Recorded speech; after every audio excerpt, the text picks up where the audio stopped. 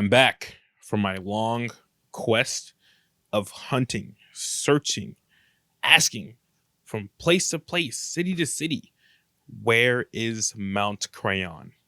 And I found it. And it'll be revealed at a special time and place. But we're back.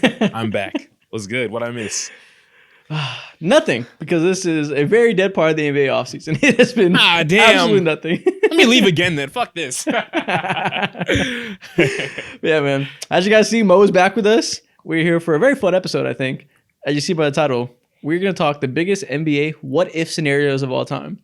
So because nothing is going on, because there's nothing substantial to talk about for the next 2 weeks or so, we're going to talk about straight hypotheticals for 2.5 hours. Yeah. This is a TD3 special. I ain't gonna lie. This is a TD3 fairy tale right here. I'm very excited for this, honestly. Not gonna lie. Like, it's been such a summer of, typical offseason conversations, a lot of rankings, comparisons, all the stuff you do when there's no actual games on. This is such a breath of fresh air. It's something we haven't really done before. So it should be fun to think back and look at history and look at how things could have changed, different branches of the timeline.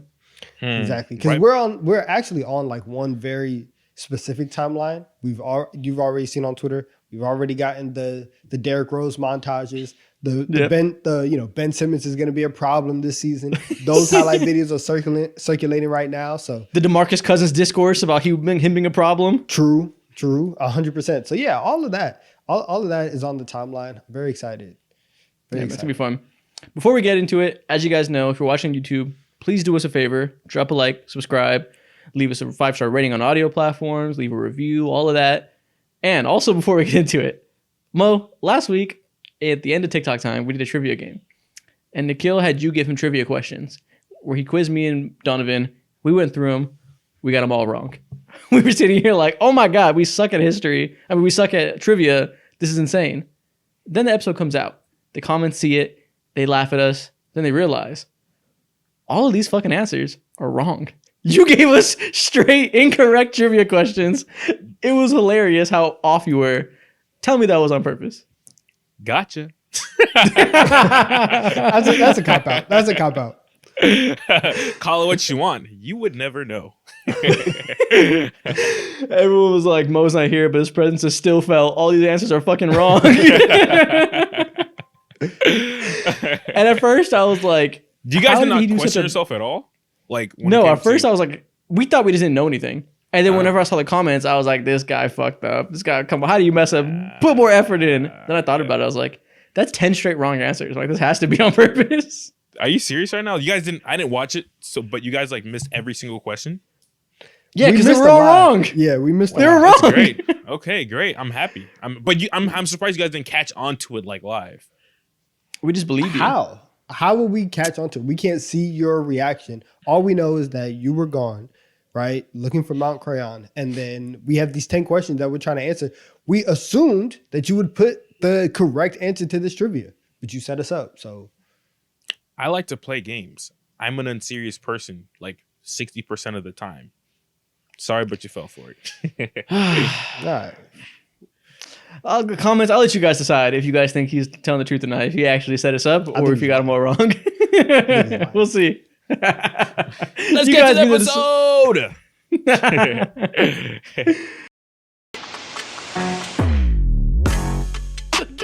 The cranium is crazy. Oh my God. I mean, I really don't know what to say. Crayon eaters rejoice. So before we get into the main topic of this episode, before we get into the greatest what ifs of NBA history, I'm going to do a new segment that, we're going to rotate through new segments to start the show. Today we're going to do for the first time, on this day in NBA history. Ooh. I'm going to tell you guys about a special relevant NBA fact, a thing that happened on this day at some point. And this is a special one. It's for Mo. Like we've been talking about the first 5 minutes of this episode, you've been gone. So we have to welcome you back with some discourse that'll bring, some happiness to your heart. Okay. And the first thing that happened on this day, we're recording this on Thursday, September 19th. 3-time NBA All-Star Trae Young was born in Lubbock, Texas today. Did you know it was his birthday? You put something on the group? I knew it was his birthday. You sent that DM? It's also DeJounte Murray's birthday, born in Seattle, Washington. It was Precious Achiuwa's birthday today. I also knew it was CJ McCollum's birthday today. We have a whole list of birthdays. I didn't even know that. Yeah. But yeah, so fun fact, it's Trae Young and DeJounte Murray's both their birthday. So I figured that's a fun enough fact that we should take this opportunity to discuss the 2022, 2023, and 2023-2024 Atlanta Hawks. Why would you do that to me? This is why I took my leave. Why would I want to talk about a season full of pain, agony, disaster, clutter, disgustingness, fraud? Like, I could go on and on and on about this team. Donovan. But wait. Every single time I sit down and talk about Trae Young being just like absolutely amazing, and when I talk about him being historic, Donovan, you talk about historic what? This is historic. Look at the screen right there. Do you see that? Do you see that right there? Second to lead the NBA in points and assists. Only player to lead the NBA and NCAA in total points and assists. One of the most 20 and 10 point games before 25. Actually, the most. Number one, and that's that right there. Donovan, what was your favorite thing about DeJounte and Trae Young as a duo? Why would you say that? I think my favorite part of the whole experience was at the end, whenever they traded DeJounte, because I hated watching them play basketball together because it just wasn't fun. So, yeah, that'll probably be it. So your favorite part was when it ended? Yeah, 100%. It should have never happened in the first place. Should have never started. Yeah, one of the worst duos in the entire NBA. Probably the worst. Yeah, I saw, I forgot who tweeted it out. Somebody I follow on Twitter tweeted out that the worst 5-man lineup in the NBA last year. 6 rings of steel. Yeah, 6 rings of steel tweeted out was one of those DeJounte and Trae Young lineups. I think it was with Sadiq Bey, Capella, and probably Jalen Johnson. I don't know who the fifth was. I can't remember. But that was the worst lineup in the entire NBA. That's insane. To have your two best players on the court and you have the worst lineup in the league. That's crazy.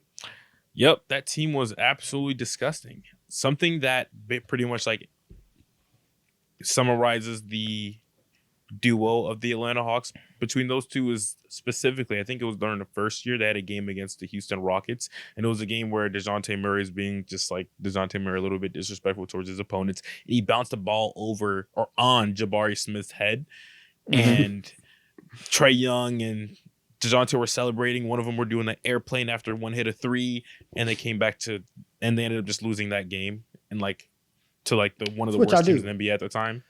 It's embarrassing. Yeah, that's when remember the Rockets started off 6-0, and we did our power rankings after 8 games, and we had to put them like top 4 because they were 6-0. Well, like I mean, I guess but like we saw through it. Yeah, we didn't expect them to stay, but what an era that your favorite team helped contribute to. You lost a fraud off to the Houston Rockets. That's crazy. Woo, that's tough. I will say, and I will say this, and we can transition into the main topic of the pod. Because this obviously like iteration of the Hawks is extremely mid. And the one time the Mo's had hope as a Hawks fan, like honestly in the last like 15 years, was the 2020-2021 season. And that's where I'm going to start off when we talk about some of the biggest what ifs in NBA history. Let's go. Main topic time. Tell me about your first topic. How we're going to do this, I'm going to let you cook. Yes. For the people at home, we each have 5. There's probably going to be some crossover, so it probably won't be 15 entire hypotheticals. It'll be however many that we individual ones we have. We're going to take turns one by one, giving our biggest what if scenario, and we all talk through it and explain the ripple effect that could happen if it went differently. Yes. And so for me, I kind of broke mine up. You'll see, like I try to space them out, get one from like each like decade, going back like 30, 40 years. Honestly, for the 2020s, I think that the what if is, what if Trae Young doesn't get hurt in that Eastern Conference Finals series? Because I think that the Bucks, and I'll say this. So the whole premise of this is, if Trae Young doesn't get hurt, do they beat the Bucks, and then do the Hawks eventually lose to the Suns? And then now we're looking at CP3 with the ring, Devin Booker with the ring, and you have kind of this like culmination of CP3 going from place to place. He's finally winner guy. He enters into another situation. They get over the hump. And then you look at the Bucks, and that version of Giannis is still, hey, he's like, you can't win a championship with this guy. He needs to get a jump shot, right? Bud is probably fired after that season rather than, a couple years later. Like that Bucks team, while they did win the championship, on the road to the title, they were vulnerable. Like they were down 2-0 to Brooklyn, and then Kyrie and James Harden got hurt. They lost game 1 to the Hawks in this series, and it was 2-1 going into game 3. Trae Young didn't even play game 4. It was 2-2 going into game 5. Trae comes back in game 6, and listen, he played bad, but he was fighting back injury, goes 4 of 17, over 6 from three-point line. You just knew that it wasn't there. But if he's there, and you have this Hawks team that goes on a run, beats the number 1 seed, 76ers, and can go toe-to-toe with the Bucks, I think that there's a world where they can go into Milwaukee game 5, steal that, and then they potentially get this series. And so I think that if you're looking at that, and now we're 3 years later, Giannis has no ring, Chris Paul has a ring, and everything else is there. Trae Young might have led a team to the finals. Is he still the most overhated player in the league? Is he still all this stuff? That is very, very intriguing to me. Interesting. I love that. I did not expect this at all when it came up here. I expected a bunch of more, commonly talked about what if scenarios. This is a great one. Okay, so let's start with this. Do you think they'd win if they had those 2 games? I don't know how much you guys remember the first 4 games. I'm sure Mo remembers them extremely detailed when it was 2-2. Mo, I guess you answer this question. Do you believe the Hawks could have beat them if Trae Young stayed healthy? If they would have beat them, I think they would have had a strong chance, because with the way that random role players like Cam Reddish and DeAndre Hunter and those guys are playing, I genuinely believe that with the defense, this was the highest level of defense that we had. Clint Capella was still regular Clint Capella that we usually know him for. I think we would have had a legit chance of beating them and making it to the finals. Do we win the finals? I'm not going to sit here and say that, but nonetheless, I think we get to that point because they genuinely didn't have a single clue with what to do with Trae Young, and he absolutely eviscerated their entire defense. Yeah, I remember. Only thing I remember is I think it was the second to last game. The series went 6 games, right? So it must have been game 5. I remember Brook Lopez had like over 30 and just went berserk. So like that probably still happens even if Trae Young is there. So I think the Bucks probably win the series regardless. But if we're doing the thought experiment, if they don't, I think the most interesting part is Giannis still on the Bucks if they never win? Because that was their best chance. Soon after that, he got hurt every single year. Let's assume that still happens. That's the frailty of his body isn't something that gets changed by history per se. Does he want to resign if they never win a championship and then the whole narrative is Drew Holiday and Chris Middleton are enough help? Yeah, I mean, probably not. And I'll say this, right? So, like, obviously, I didn't think that the Hawks were going to win the series. I thought that they would get game 1 because they had gone into Philly and they had gotten game 1, and I forget who they played in the first round, but they were also like an underdog, and then they go, the Knicks. Your team. Yeah, they played the Knicks that year. I thought that the Knicks were going to get game 1, and then the Hawks got it. So I thought that they were going to be starting off from a point of advantage, and this was the very sometimes this happens in the league where you get a team that makes some crazy run and it's their first time there. And people always talk about, the playoffs are a different stage and, the lights are brighter. This is a Hawks team that didn't know what any of that was. Like they were playing that entire year with like no fear. And it's like Trae Young, who's used to being the villain. You got Bogan and Herter who are shooting the ball crazy well. Like I didn't think that they were going to be in that position in the first place. So it 100% while I didn't think that they were going to win, I do think that there is a scenario where they do because they just kept proving everybody wrong. And so I think that for one, and I'm with you. I think Giannis leaves because the Bucks were able to get him to stay this time because Dame finally requested the trade. I don't know if there was anybody at the time. I can't remember off the top of my head if there was anybody at the time who would have made sense. And I think that they still would have been like up against the wall. You just traded for Drew, so you don't have any immediate assets to go and get somebody else. So you're kind of all in for the next 2 years. He probably does ask out. And now we're looking at a league where Giannis is in Milwaukee, and then obviously like the power shift. So because the year after this, they play the Celtics, and Chris Middleton isn't there. And Giannis has maybe the best performance of his career outside this year's finals, where he goes absolutely berserk, one-man army versus the world versus Celtics, but they lose in 7. Williams goes stupid. And so that still happens. So you have a loss in the conference finals to a vastly inferior team when you have home court advantage. That's not great. Then you lose because your co-star can't stay healthy. Then the next year, Giannis gets hurt and they lose to the Heat and they get bounced out. Then the next year, Giannis gets hurt and they lose again in the first round. Like, that would make it 4 years of just utter failure. I feel like if that were to happen look at this summer. Look at that pass, bro. Trae Young is throwing lobs Nuts. off the backboard. There's no fear in this team. They 100% could have went into Milwaukee and got into Game 5 if he was 100% healthy. They beat the number one seed. And granted, granted, Ben Simmons was on that team. That whole situation happened. But they weren't scared of anybody. They could have did it. And I think that at least in the last 4 years, is a very underrated one. Because you're right, not a lot of people talk about the 2021 Hawks as being this league-changing team, because they weren't, but the situation that they could have put the league in would have been league-changing. Oh, we know something about this one? Okay, so if that were to happen and Giannis were to have requested a trade, it'd probably be this summer it just happened, just based on the timeline we just laid out. I bet that if that were to happen, going into the year, teams were already talking about we're preparing to try to trade for Giannis. Then it got shut down because he signed several times. Mm-hmm. If that never happened, teams would still be holding their assets for him because they would have expected this to happen. I feel like the Dallas Mavericks would have tried to go all in for him. So I bet they wouldn't have made the move to get Kyrie because they'd been saving that pick for Giannis. Okay. And if that were to happen, also, that means the Suns would have won the finals this year. So they probably aren't trading for Kevin Durant that year. So what happens to the Nets when they implode if Kyrie isn't going to the Mavs and KD isn't going to the Suns? This is the butterfly effect. Yeah, it would be crazy. Kyrie would probably be a Laker. Because that was the other team bidding for him that they didn't send him there for, different reported reasons. Kyrie might be a Laker in that scenario, and Kevin Durant, who else was trying to get him whenever they went to the Suns? I think the Raptors were heavily in the mix there.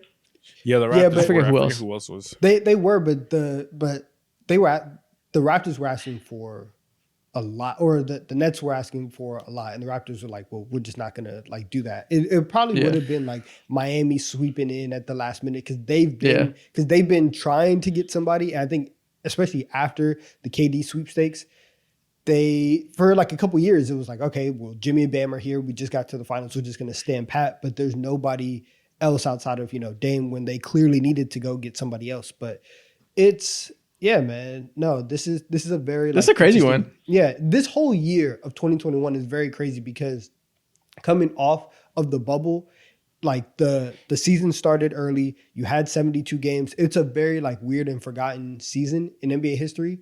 And so I think whenever you look back on it, there's a couple things that you can take away, and it's a very it's a stepping stone for kind of if you look at the NBA in terms of arcs and TV seasons and stuff like that, it's a stepping stone and a building block to get to the next season. Yeah. Yeah. Okay, I'm glad you brought this up. Interesting about this before that. Something very interesting about the same series too. Giannis hyperextended his entire knee and just came back like it was absolutely nothing. Mm-hmm. And so maybe to take it even further, I truly believe the Hawks 100% secure this if Giannis didn't come back as this cyborg and Trae Young still remain, then I think this genuinely probably happens. Dude, Giannis did that with a 50-point closeout to win a title on a hyperextended knee. That detail is always forgotten about. That's crazy. Yeah. But I'm glad we're talking about the Suns and everything, because I'll before we get to the ones everybody came here for, the popular what ifs that we're going to talk about, I have one more modern one that I want to talk about on the topic of the Suns. What if the Suns didn't make the worst draft decision of all time and they just picked Luka Doncic first? What if they pick Luka Doncic? What happens then? Because that is legitimately an NBA history changing moment. Because if that were to happen, then obviously they pair Luka Doncic with Devin Booker. We can talk about what that looks like, but that means they don't end up trading for Chris Paul at some point. So they have D-Book and Luka walks in immediately as one of the best players in the league by year 2. You have the best backcourt in the league. You still have those assets that went for Chris Paul, so maybe they make another trade for a big instead and are immediately in contention. I think if Luka had Devin Booker the last 5 years, he might have a championship right now, because obviously they'd be amazing because they'd still make the Mikal Bridges trade and have that threesome. They probably still have Cam Johnson next year because they had kind of reached on him anyways, so they weren't going to lose out on him if they were a little bit better. Let's say they trade for a center instead of Chris Paul. The Suns are immediately in a title window, by year 2. And the Mavericks, they don't trade up for Luka Doncic to get to number 3. They stay at 5. And if we assume the draft goes relatively chalk, maybe Ayton goes second. At number 3, the Hawks stay and pick Trae Young. At 4, the Grizzlies still pick Jaren Jackson. The Mavs might get Marvin Bagley at that point, he might fall to 5. So the Mavs are full on tanking still. They have Bagley and DSJ, and then like 6 more years of terror because they don't have Luka to save them. They would have been in net for a long time without that Luka lifeline. They would be in absolute hell. They would be in absolute hell. It sucks for the Suns too because like this would be in pretty much back-to-back drafts. Because back in 2017 they had an opportunity to go. They really needed a point guard and had an opportunity to go ahead and select De'Aaron Fox, but they decided to completely pass up on that. Was it 2017 or 2016? One of those. Fox 17. Yeah, 17. One of those. Yeah, that year. But they decided to go with Josh Jackson, I believe, who ended up being just a complete nothing in the NBA world. And it's crazy, man. They would have been like where the Thunder are now, but even better. Like they would have been the next up and coming young super team. Yeah. And listen, you said, like when you were setting up the worst draft decision that the Suns could have made. I thought you were talking about 2020 because in 2020 they used like the 9th pick and they draft Jalen Smith. Going into their final run season, they get nothing from a top 10 draft pick in that year. And imagine if you would have had like that's the difference between. And I'm not saying obviously like that they would have won the finals because of a rookie, but maybe they could have Halliburton. exactly. Maybe you are in a position where you have a top 10 pick and they immediately make an impact. And now it's you guys going up against the Bucks, and Chris Paul is still good, and Devin Booker is obviously, himself, and you have all that chemistry. They have, like James Jones has openly said that he does not care about the draft. Yeah. Terrible. But at the same time, when you have these opportunities, you have to take full advantage of it. And the Suns haven't done it, and now they have absolutely no picks. They are not in control of their own draft pick for basically the rest of the decade, and they are stuck. Yeah, no. But this one is interesting too. Chris Paul, coming into this year, obviously they pick Ayton and they say we have our big of the future, our 2 guard of the future. We need our point guard. Bring in Chris Paul. He was coming off of an OKC year where he really saved his career and showed that he's not washed. Where would he go? Because he made the Suns a finals contender overnight, and that piece would still be out there. And there really wasn't a ton of rumors that summer. I went back and looked of where he was going to go. It was like the Suns pretty early on. The only other thing I saw was the Lakers had considered it, but they decided to get Dennis Schroeder that year with the first round pick. OKC had Schroeder, Horford, and Chris Paul and traded all 3 of them. Mm-hmm. So maybe if Chris Paul is still available, they send him to the Lakers or whoever else. Somebody else comes out the woodworks. That's a player that would shift the title odds for somebody else, if not the Suns, while the Suns also remain this next super team. 100%. And so in 20... So that is the year. Is that the year Bron? No, that's the year before Bron gets there. No, this is 2020. This is after the bubble. Oh, 2020. Okay, I see. Yeah, this all happened. This is the offseason, which was November 2020 because it was all delayed a few months. This happened pretty much like middle of the summer, November 2020. So post-title, the Lakers, instead of saying, yeah, we're just going to ship our entire title team out the door, we're going to go and we're going to get Chris Paul. And add that exactly, and finally allow LeBron to be the off-ball guy that they wanted him to be from the moment he showed up to play for the Lakers, right? Like they tried to give Lonzo those keys. They tried to, Magic wanted to bring in a bunch of playmakers, all that stuff. If you had Chris Paul there to actually run the offense, LeBron would actually be like, okay, fine, like we're good. Like I have somebody I trust. And more importantly, they never do the Westbrook trade because Chris Paul comes in. And the reason they didn't make a push for him, they gave up a first-round pick for Schroeder, which was similar assets to the Suns gave up for Chris Paul, because at that time he was viewed as a scary asset because he made a lot of money still. And while he did bounce back with the Thunder, nobody was sure how he would age, if he would have more elite years left because he was getting old as hell. And turns out he had 2 more elite years left with the Suns. But that was a surprise to people. That's why he only went for a first-round pick plus Ricky Rubio and Kelly Oubre. It wasn't a big haul, so perhaps the Lakers still wouldn't want to do it. But if that one more person is out the mix, one more shooter, and the Suns are gone, maybe the Lakers are interested because the price goes even lower. Mm-hmm. And if that's the case, he comes in, shocks the world. He's still healthy. He has another win. They win the title in 2021, I think, with Chris Paul. They probably would have won it anyways if they stayed healthy, but they didn't, right? Chris Paul would have been good enough to keep them afloat whenever those guys, the 2 stars, were in and out of the lineup. So Chris Paul might have a ring. LeBron might have back-to-back in Los Angeles. The Lakers never make the Westbrook trade, so the whole next 3 years aren't wasted. Westbrook goes into something else somewhere else. And maybe Al Horford is on the Suns now instead of Chris Paul. Like, so many things get shifted around, and that completely changes the West. We're like 4 layers deep on this what if. I have another layer that I want to ask you guys. Let's go. So- Let me hear it. Okay, so you have CP, Bron, AD, all healthy in 2021. All healthy on the other side of the league is a healthy Kevin Durant, Kyrie Irving, James Harden. Who wins in that matchup?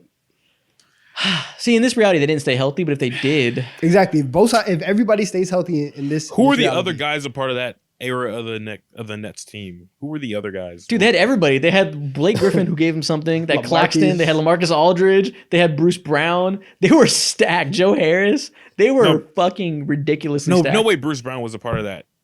He was, wasn't he? I'll was. I'll look at the Yeah, roster. for the first year, he was. Wow. Oh, you're right. This is before he was with the Nuggets. Yeah. Yeah. Right. Yeah, right before. This is before he popped as an NBA player. Yeah. Damn. They had fucking Seth Curry, everybody, bro. Seth, Dragic. Dude, they were fucking loaded. They were loaded. But So so who were the wins? Lakers. So Because who wins? the Lakers, in this scenario, they traded Danny Green for Schroeder. So let's say they still trade Danny Green, and they probably have to give up some more contracts. I don't know who it would be. But let's say they have... They still have KCP at that point. They did. So it'd be Chris Paul, KCP, Kuzma, LeBron, Anthony Davis. I think I'm leaning the Lakers because they have the much better defense, and I believe in the defense of Anthony Davis going up against all that and just like making KD, Hardens, and all those guys life absolutely hell. And I feel that. yeah, I'm with you. But know what's even crazy? None of this will matter because in 2022, the next year, we have Luka and Devin Booker in the finals for the next 4 years. Luka and Devin Booker in the finals. And Mikal Bridges. Can I make this Dude. even worse? Yes. Please. What if the year before that happened in Oh, I love 2017? the offseason. What if the Philadelphia 76ers did not trade up to select Markelle Fultz, instead where they stayed where they're at, and instead drafted Jason Tatum with that number 3 overall pick, and had Tatum, who's been healthy throughout his entire career, never had no real serious injury, alongside Joel Embiid? Now, do they win? I don't know because Joel is Joel. But this makes them so much more of a threat. They win. I will almost guarantee they win a title. But they had Jimmy Butler, they had Tobias Ben Harris, Simmons was Jason still there Tatum, too, yeah. Ben Simmons, JJ Redick, and Embiid. Yes, There's they would no win. way. Yes. There's no way. Okay, so I don't know if they would have JB and Tatum on the same team because you're no way in hell you're getting JB without like getting Tatum. And except for JB? Tatum. Oh, Jimmy Butler? Oh. Yeah. No way you're getting. Well, they had Jimmy Butler and Markelle Fultz. Yeah, but who wanted Fultz at that point in time? Like, yeah, you know what I mean? Like, no real assets. So at that point in time, I'm like, I don't know. But just the thought of Ben Simmons, Tatum, and a Joel Embiid led defense. That's the best defense in the league by far, alongside JJ Redick and whatever Tobias Harris is. Oh my god! I think the Celtics probably would have just took Jason Tatum at 1, realistically. But if somehow this happened, they for sure would have won a title. Oh wow. Yeah, they might. They might.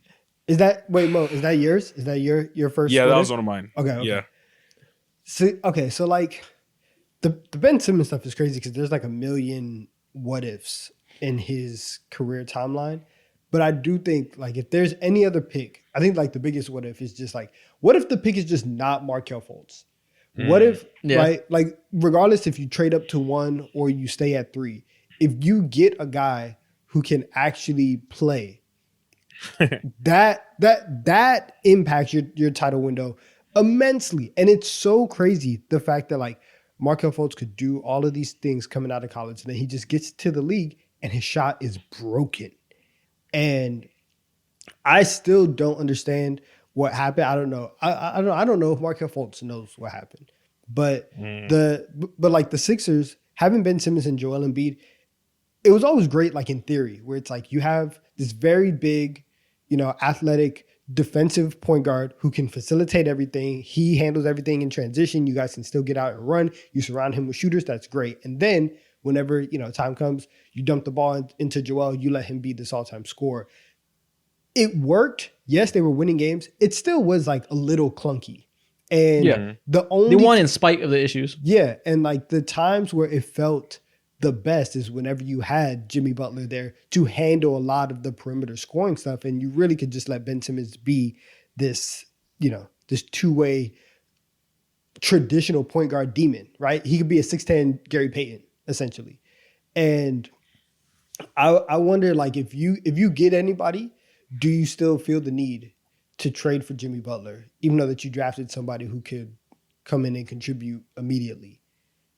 Maybe not. And then maybe they end up keeping Mikal Bridges in that trade because the fit makes more sense for them for whatever reason in this big difference of world. Like, so much stuff changes. Like, I don't know if it would be Jason Tatum because I think the Celtics would take him at 1. But I agree. The non-Fultz decision makes a world of a difference.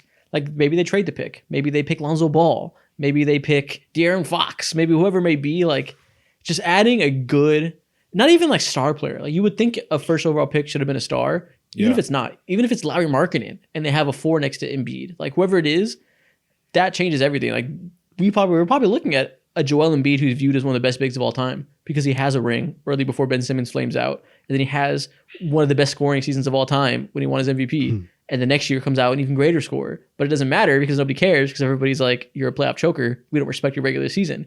That wouldn't be the case at all if he won a title already. Those seasons would be very respected.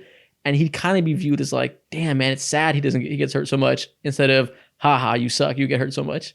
Yeah. The pick, okay, so the top 5 in that draft, Fultz, Lonzo, Jason Tatum, Josh Jackson, De'Aaron Fox. If the Sixers stay at 3, and let's say that like Markelle just is the number 1 pick, and the Sixers are like, all right, fine. Like we'll take Markelle. And you have him. The Lakers seem very gung-ho about Lonzo, so you take him there. And then you get to 3, and you have the Sixers there, and that's where probably Tatum would fall. So I think like in this scenario, if it's a non-Fultz decision, it comes down between Tatum and Fox. And even if you have De'Aaron Fox in that mode, I think if Fox is there, you might still go out and get Jimmy Butler because he's not a shooter coming out of college like that. Yeah. So, and he's not, obviously, De'Aaron Fox, he's not the scorer. So you still need that extra boost. But, man, it's these itty-bitty decisions. And, like, one of my honorable mentions, the honorable mentions that I have for this list was, like, what if the Warriors don't take Wiseman and they take, like, LaMelo? And you get, right? And, like, you just get something out of this top 2 pick that landed in your hands after you had the worst stretch of this, dynastic run. So yeah, people crazy. It's really crazy, don't realize how important NBA draft picks are and how monumental they are to just like how you build a team. It doesn't matter like if you pick a pick to like pick a player to be a superstar or whatever in the next like 7 to 6 or 4 years or whatever the case may be. Just be useful, be a good player. That means so much to a lot of organizations, and that does so much. There's a reason why like when the Phoenix Suns landed on Miles Bridges or Mikal Bridges during the 2018 draft, and also Cam Johnson too, like 2 very respectable players. Mikal Bridges is one of the best role players in the entire NBA. Not a star by any means. Cam Johnson definitely not a star either. Barely plays. But because they're super useful players who maximize on the okay ceiling potential that they had in the league, they're easily flippable for bigger assets like KD, and now they have somewhat of a window to make something special happen with Devin Booker. So monumental. Yeah, man. All right, well, that's enough modern NBA talk. Let's throw it back a little bit. Donovan, what's your first one that's not from the last 10 years? All right, so my thing is, what if Kobe actually does get traded? Oh, that's a good one. Okay, I didn't put this on my list. Right, so May 2007, the Lakers have moved on from Shaq for several years now. He goes to Miami. He gets the title. Kobe is putting up 36 points a night. He's playing with guys like Smush Parker, right? They're losing in the first round. He goes on Stephen A's radio show. He requests a trade, which is honestly, like, in this day and age, it's very hard. It's very hard to fathom. Like, we get trade requests from players, through agents, through reporters, and you just see it on a tweet, and all of a sudden at like 10 o'clock at night, it's like, oh, Kevin Durant requested a trade, right? And like the internet goes crazy for like 20 minutes. Can you imagine someone like Devin Booker hopping on this podcast being like, That's what I'm trade saying. me? He's on Club 520. Like Club 520, he's like, I want to be a bull.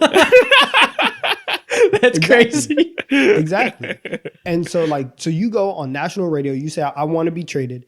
And his top spot was he wanted to go to the Bulls. He wanted to play, right? You already know, like he loves MJ. He wants to go fill the shoes.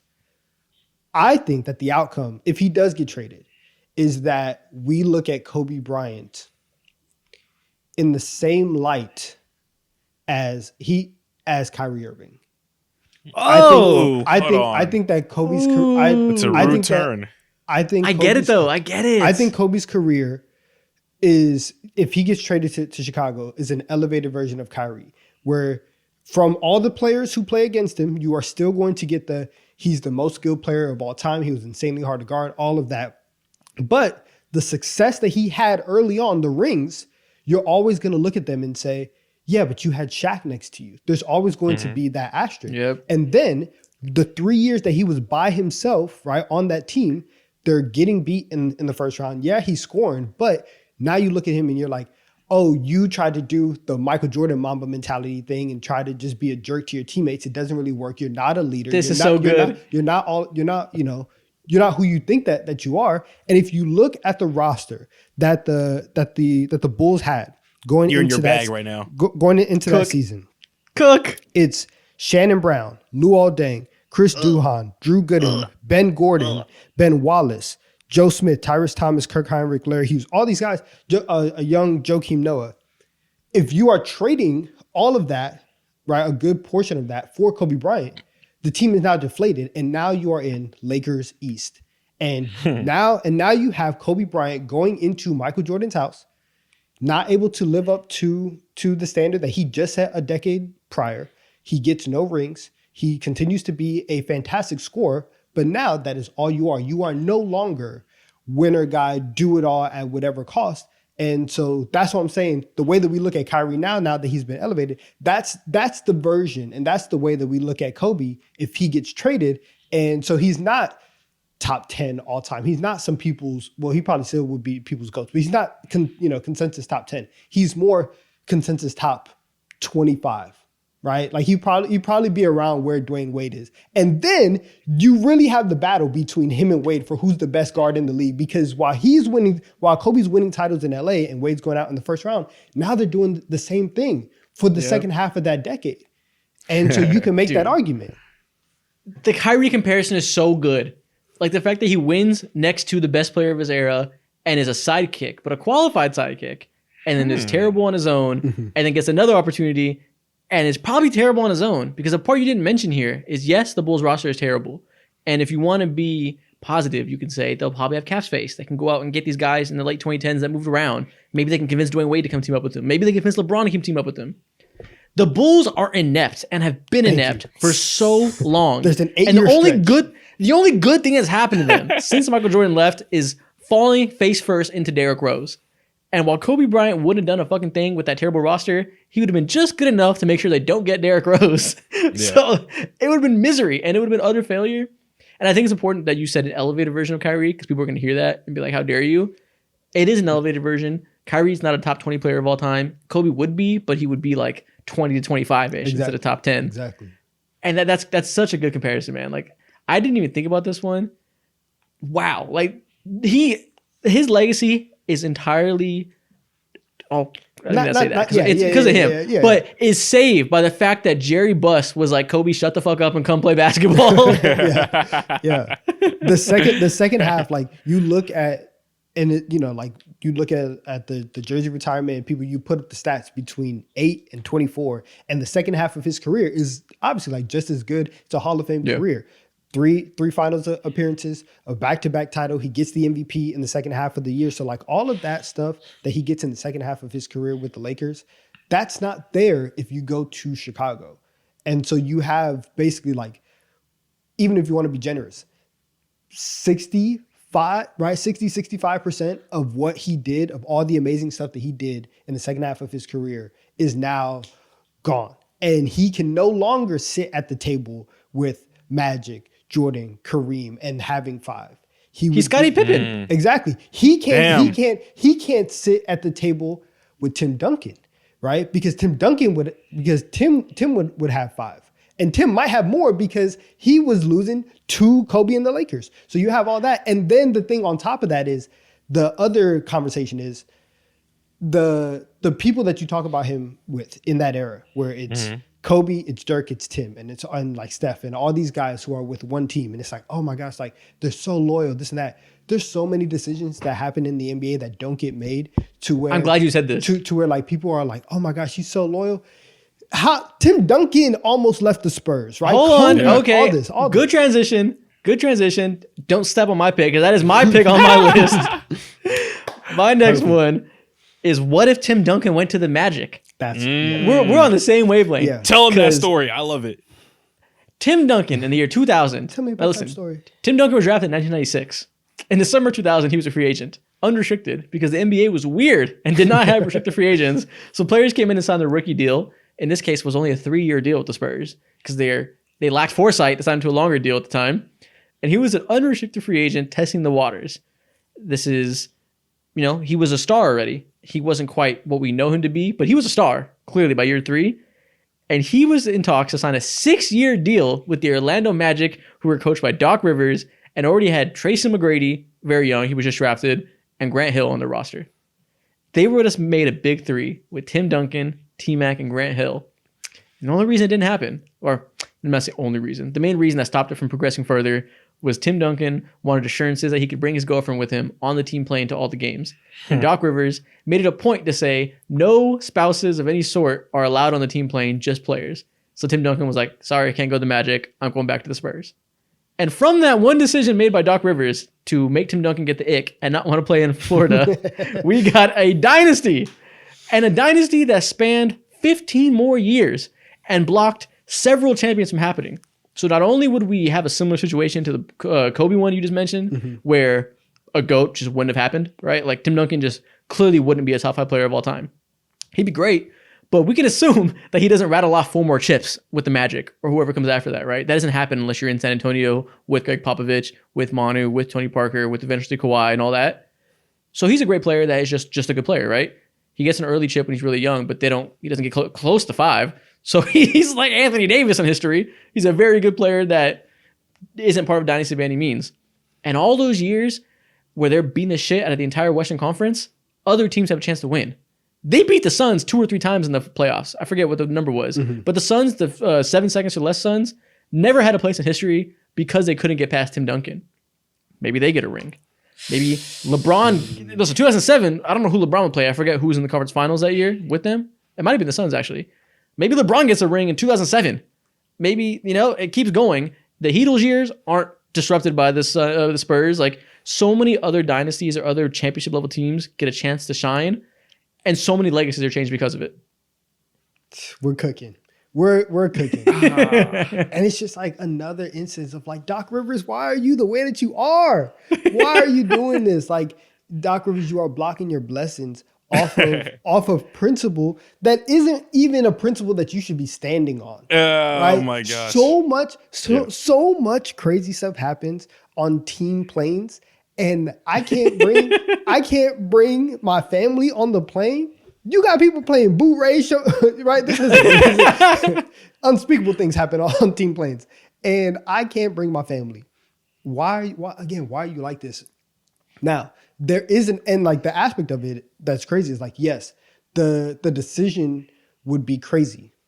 T-Mac is still very injury prone. Grant Hill does also get injured. So does this start to look like the Los Angeles Clippers, where you have this amazing duo that is supposed to come in and run the league, and now injuries just never let you see that? And so, like, yeah, Tim Duncan probably ends up in like that Anthony Davis category, where he's fantastic. He's already solidified, right? Because he has the ring. The defense is already there.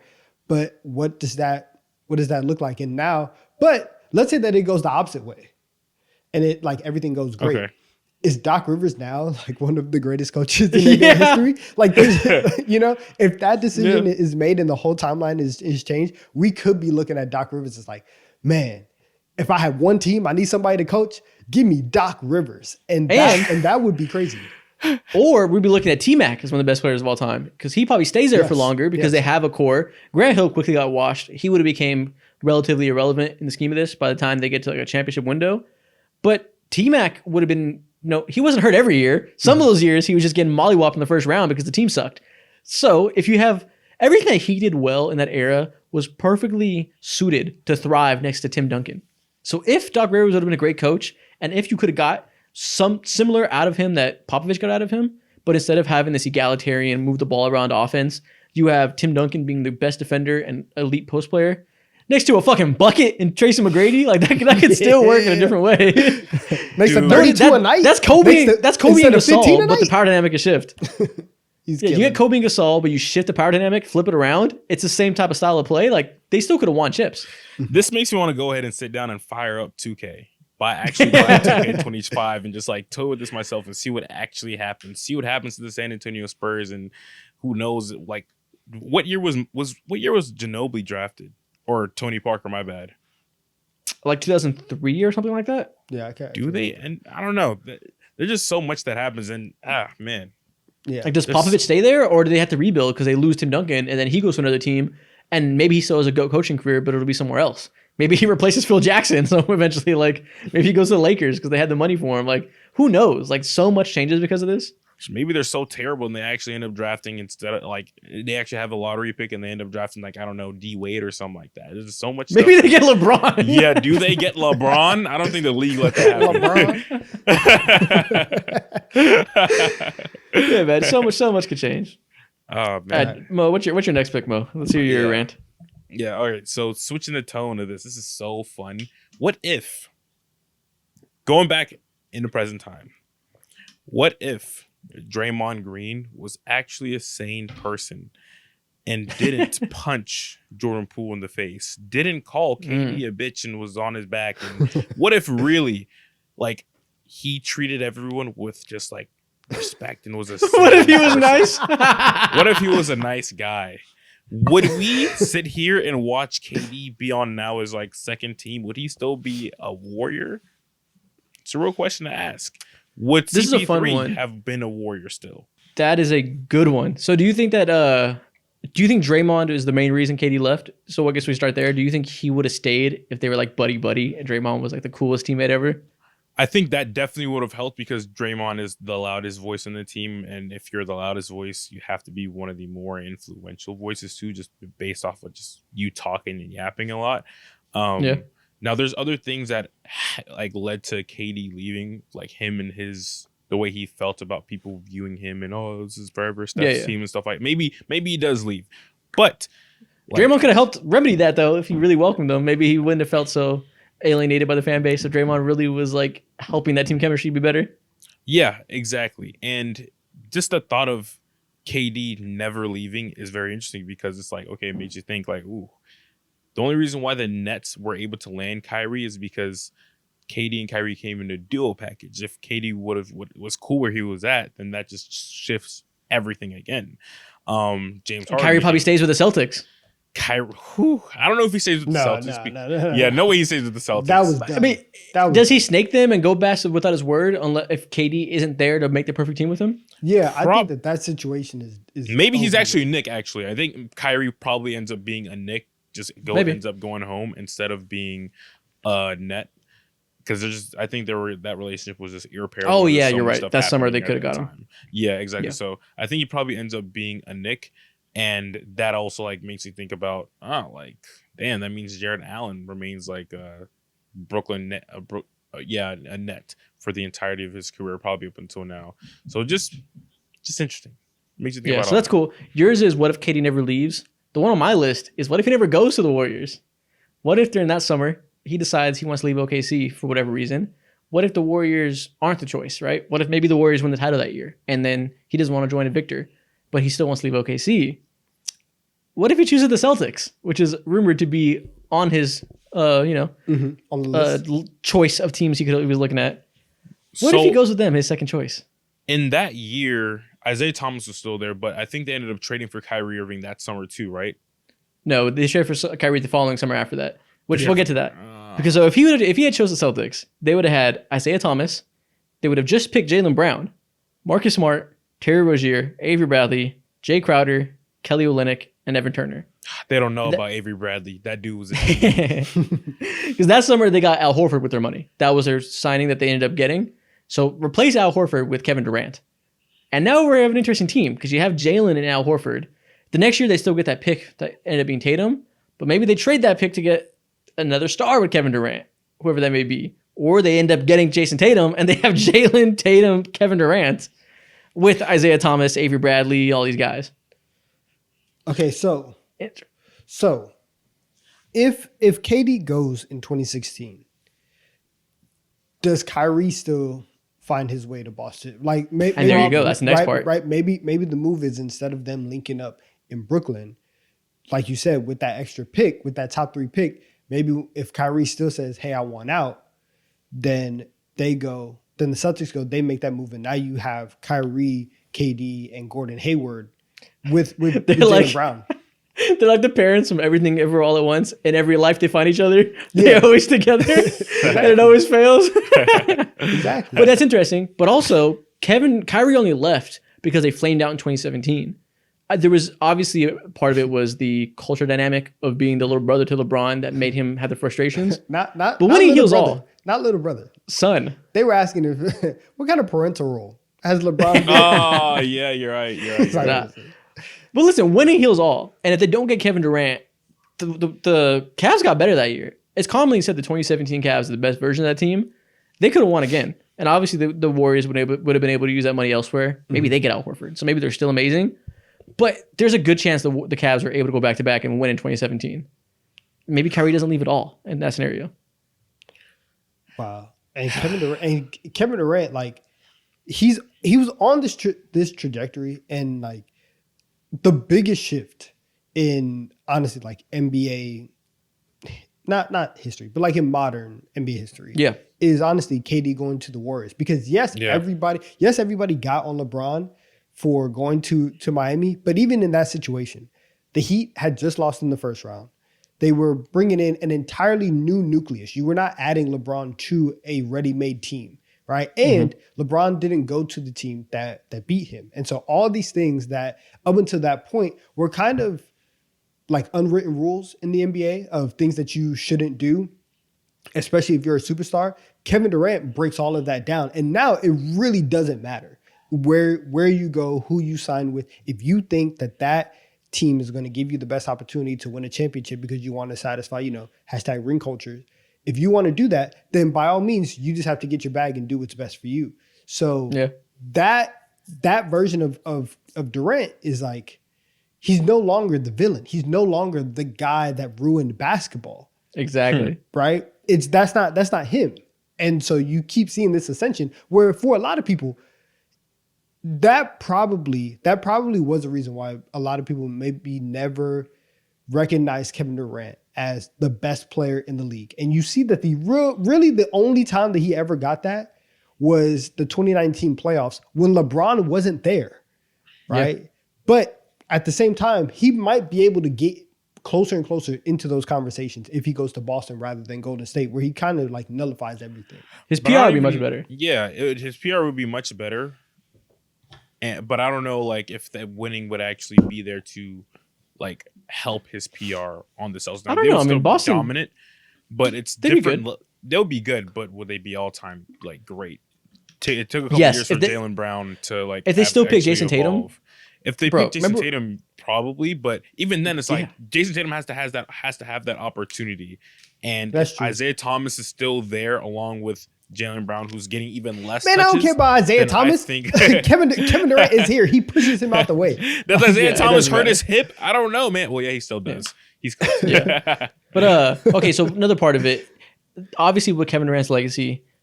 So one, either Kyrie doesn't request a trade and just winning heals all, and maybe they go back to back. Maybe they don't break up, because if Kyrie just stays there and maybe he gets past that little emotional part of his decision he gets over that, and they just keep dominating. LeBron doesn't feel the need to leave to LA until he's really old. They stay together for a long time and keep winning for a while. Or let's say they lose at one point and Kyrie jets at the first opportunity of loss. And the Rockets are still going all in because they still have James Harden. And let's say they still got Chris Paul. do the Rockets get a title because they don't have the Warriors there blocking them anymore? They just dominate the West and they see either the Cavs there or the Celtics there.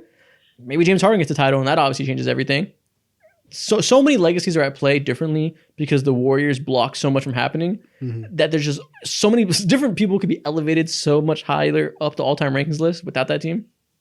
Facts. Man. But now instead we have Patrick McCaw with 3 NBA championships.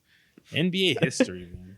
It's beautiful. Oh my God. All right, Donovan, what's your next one? Okay, listen, I'm actually gonna double up because the first one is I'm piggybacking off of what you just said, because one of mine was, what if the Rockets make one more 3-pointer? Like, they don't miss 27 straight. And it's them and the Cavs in the 2018 finals. I think that the Rockets still might lose because I think that like LeBron that year. No chance. No chance. I think that LeBron that year is still able to lead a team to something. And look at these highlights. We're watching them right now. Look at understand. George Hill standing in the fucking corner. Understand, they're in the Eastern Conference Finals. Understand, like they would have taken game 1, and obviously they're not winning that series like against the Warriors in 18. But if it's him against the 2018 Rockets as opposed to the greatest team of all time, that series is much more intriguing to me than what we actually got. And I think that for LeBron, if he gets that ring, there's obviously another path. The biggest part of it is if that ends up happening and then the Rockets get that title, then everything for James Harden is different. And so like you talk about like the Warriors blocking everything. Yeah, they blocked probably James Harden getting the last Infinity Stone to his career. And then now he's in the Dirk conversation where you have he's Dirk. Right? You have the one title that proves all of your accolades, even though that we've seen you fail in the playoffs before. You got it done one time, and now you are stamped, and now you are okay. And then you can start putting James Harden really as high as you want him to be. Yeah, how high can he go with that? Because his production at his peak is better than Dirk's. I think that's not controversial to say. So if you have the same type of accomplishment, you both have your MVP, and you have honestly one of the most impressive top 20 to 15 easily. Yeah, like where does that line go? Like, is he higher than Barkley, who's like 18 or whatever, like somewhere in there? I mean, if James Harden gets a ring, I think that he is like, if he gets a ring in his prime, he's top 15 all time. Okay. Do you know what happens when you say that, Donovan? If Harden gets a ring, that also means CP3 gets a ring. But if CP3 gets a ring, then that means that they probably don't end up trading away CP3. And that's true. Russell Westbrook is still an Oklahoma City Thunder, or at very least, like OKC doesn't get those picks or whatever the case may be. So, no, yeah, there's a lot, like a whole bunch of legacies get changed. D'Antoni gets a ring as a head coach, which for him also stamps everything. Exactly, stamps everything that he does. Daryl Morey gets the ring, stamps everything that he does. It changes a lot. So that was one that I wanted to touch on, and I'm gonna double up here because we have to go with the obvious, like the biggest what if in modern NBA history is what if Derrick Rose had Megan Thee Stallion knees? And what if he could stay Derrick healthy? Rose had Megan Thee Stallion knees? Right. If Derrick Rose could stay healthy, what does the NBA look like? And not even the NBA. We get 10 years of the youngest MVP in NBA history. We get 10 years of kind of this new, I don't want to say new, but like an evolved version of the point guard where you have this super, super athletic, score first. We're going to build this whole defense around you. Now it's the 6'2" point guard who can jump out the gym and do all this and, homegrown in Chicago, all this stuff. That gets to be there and you get to build off of that much, much longer than we got. And you don't get this like, insanely sad basketball story. And you get Derrick Rose, the Chicago Bull, obviously, Michael Jordan, all that. But like you have him in the pantheon of Chicago Bulls in the Mount Rushmore of point guards all time. That is one of the saddest things that has happened is that his knees just couldn't hold up. Yeah. Honestly, even if Derrick Rose was healthy, I genuinely don't know if that changes much in NBA history because they were never going to win as long as LeBron was there. They're right under the same boat as the Toronto Raptors and the Boston Celtics and every other semi-relevant team back then. I think the only thing that changes is just that we don't get this sad story, and we have like probably more highlights, cool dunks. I disagree, and man. memories and all that. Really, I normally disagree. On the surface, I'm with Mo that this version of MVP Rose, I don't think is somebody we need to be like he would have been rattling off titles, blah blah blah. But he was so young. He wasn't even in his prime yet. That's the hard part that we forget about is that he was the MVP. He wasn't even close to his prime. He was like 24. Yeah, he was like 24 whenever he completely fell off, or 23. Yeah, because it was that he could have got a lot better still, and like obviously stars always team up with each other, so somebody would have wanted to come to Chicago at some point, probably play with them. Like, just we missed out on like an ascension. Like, imagine if you saw rookie Wemby and then he just was done. Like, you saw what was gonna be coming up, and you never saw the final version. We can't be putting that into the atmosphere. We can't do that.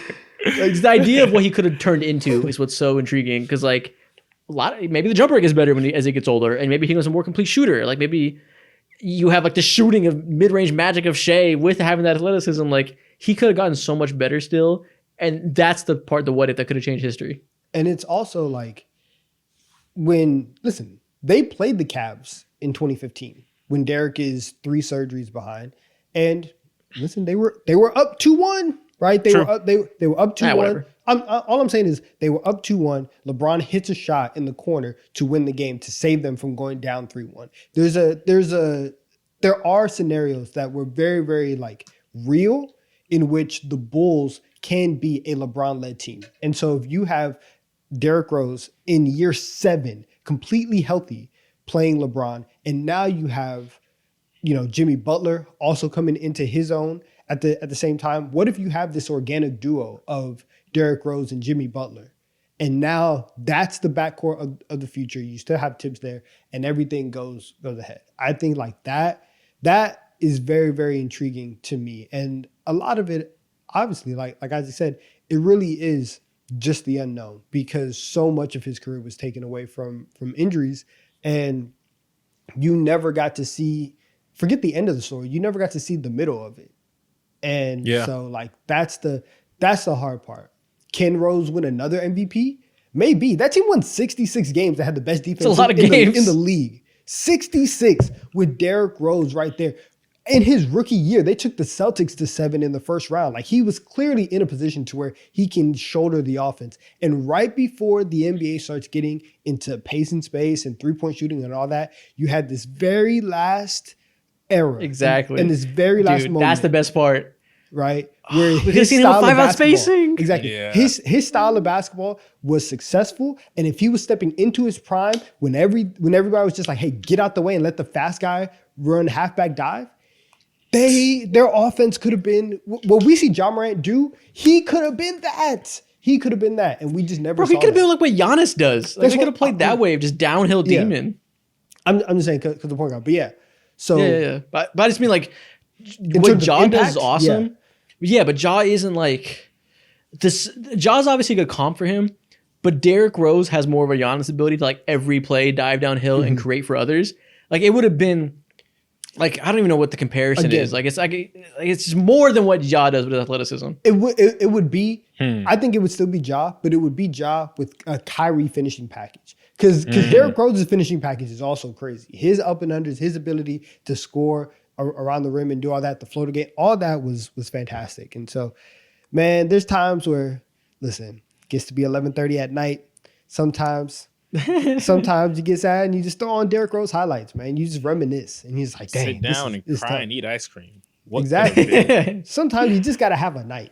And whenever that happens, them Derrick Rose highlights, they find the TV a lot. Mo, how many you got left? Let's see. We actually got one of more like left. double dipped on a few of them. Mm-hmm. Another, I guess a classic one. I don't know if anyone's interested in talking about it, but of course, when CP3 in his trade to the Los Angeles Lakers got vetoed. That is my last one. There we go. Here we go. We're on lockstep. Isaac, this literally happened when you were, I don't know, 10, 11 years old or something like that. Yep. What does your mind go to when you think about this? What are the possibilities? What are the butterfly effects that float in your head? Well, butterfly effect is how high does Kobe go up the ranks? Because they might, you would think, okay, so here's the thing. they get Chris Paul, right? They ship out Lamar Odom and Pau Gasol in that deal. And what's his name? David Stern is like, fuck no. We're not letting this happen. We run this team. Decline. We don't care what the GM says, even though the sitting GM of that team had agreed to it, right? They sided because they just think that it wasn't a good value for Chris Paul. Whatever. Gilbert Arenas thinks this is a common thing that he talked about a couple years ago that was very viral. He says that he's heard that they said no because, one, obviously Chris Paul and Kobe are OP together. They didn't want that to happen. But they knew they have a lot of cap space, and the NBA had it on good authority that they would still get Dwight Howard. There was already rumblings out there that Dwight Howard was going to the Lakers. So the NBA was like, we're not letting Chris Paul and Dwight Howard join Kobe Bryant. Have you lost your fucking mind? And, they still got Dwight, and they got Steve Nash instead of Chris Paul. And if that team, I guess we kind of morph it into that too. If that team would have won, that would have changed how we talk about super teams, because that would have been like the OG one that's just outright ridiculous if Steve Nash never got hurt. But let's say that's Chris Paul in this scenario. What is that? What do you do with Kobe's legacy if he gets a legitimate super team, first of his kind, or maybe second of his kind, if you talk about the 08 Celtics, and they win? Does that put him into like top 3 conversations? Yeah, it does. Because three eras of championships with 3 different team constructions.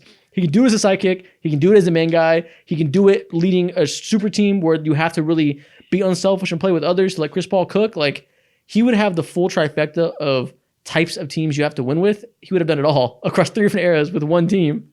And it would have, he would skyrocket in there. Like because that team, if you just say like, hey, they get at least one more championship, he gets the 6, right?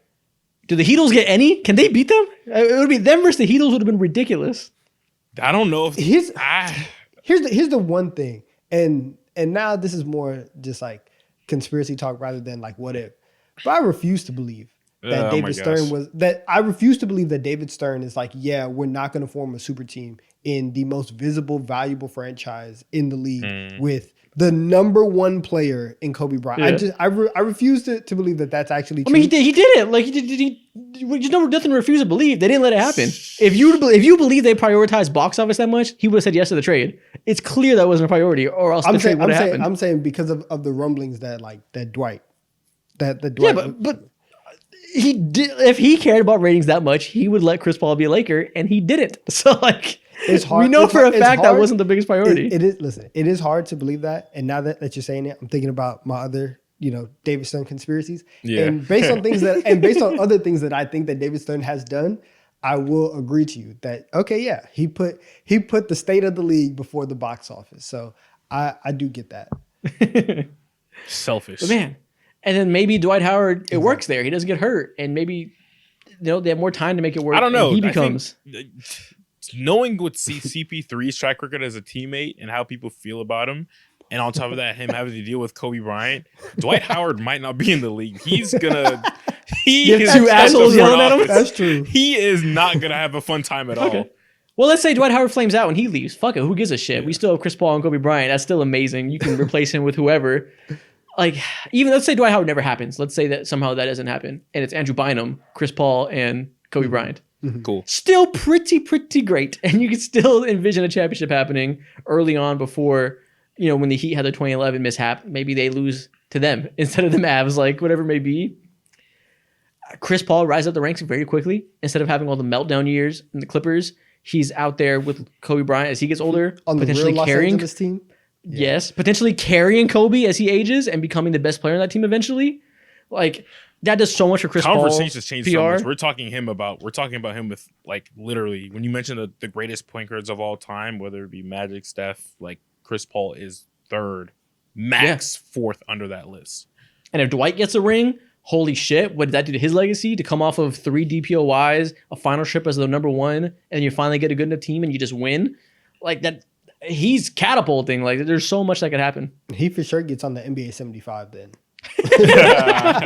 They're finding a way to keep him out of that still. They're finding a way to keep him out of that. That's a crazy one. Yeah. Yeah. But that's all the ones I had to really talk about. There's honorable mentions we could talk about real briefly. Like, what if Harden never gets traded from the Thunder? What if he stays there and they have 3 MVPs all blossom? Maybe it doesn't blossom at the same level, but I think we can agree they would redo that trade if they could. Yeah, that's a fun one. Another fun one that I thought of was like, oh, what if DeMarcus Cousins never tore his Achilles and just was regular 26, 10, and 5 DeMarcus Cousins, fully healthy, alongside AD, Rondo, and Drew Holiday back then. Insane to think about. Who knows what would have happened? Fun to watch at least. AD would have gotten help. And who knows if AD becomes like a Laker because he has like an actual content team around him. Maybe he doesn't become a Laker because that happens. And then the Lakers have to pivot and find some other star. Maybe it would have been a cool conference finals appearance. Yeah, that's fair. Yeah. That's true. I guess I have one more, and this goes to the 90s, and it just, what if the Bulls and the Rockets actually matched up in 94? So what if Jordan never retired, essentially? Yeah. And they're getting beat. Like, you love this one. They are. Well, because obviously, right?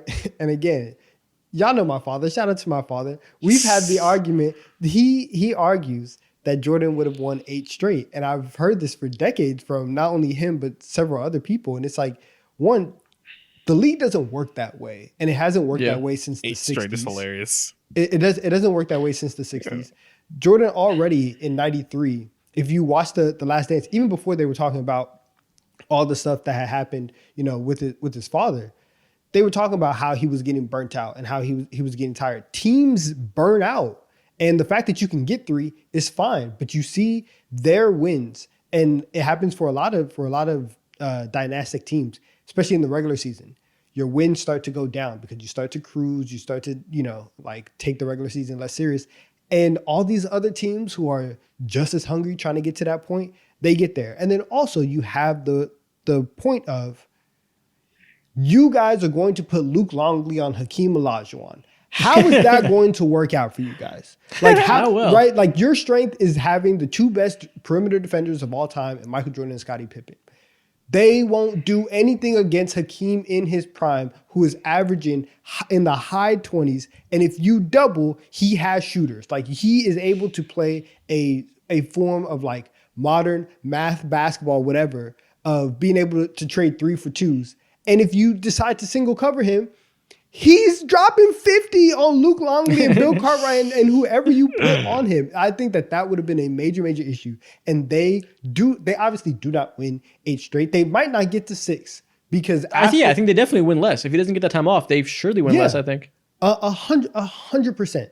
100%. And he loses in the finals potentially, so he doesn't have that. Like, does that make LeBron the GOAT? Because he wouldn't have 6 and he would have a loss in the finals?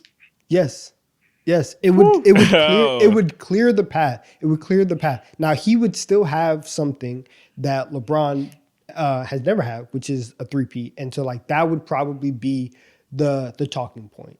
Is that that'd be a whack ass talking point? That would be the thing, because up until that point, like, you had the Celtics who did it, but I guess post merger, the Bulls were the first one to 3-peat, and then Shaq and Kobe got it, but nobody's looking at Shaq or Kobe as being as dominant. And then you have LeBron with his longevity, but you still have, like, you still don't have that 3-peat to point to.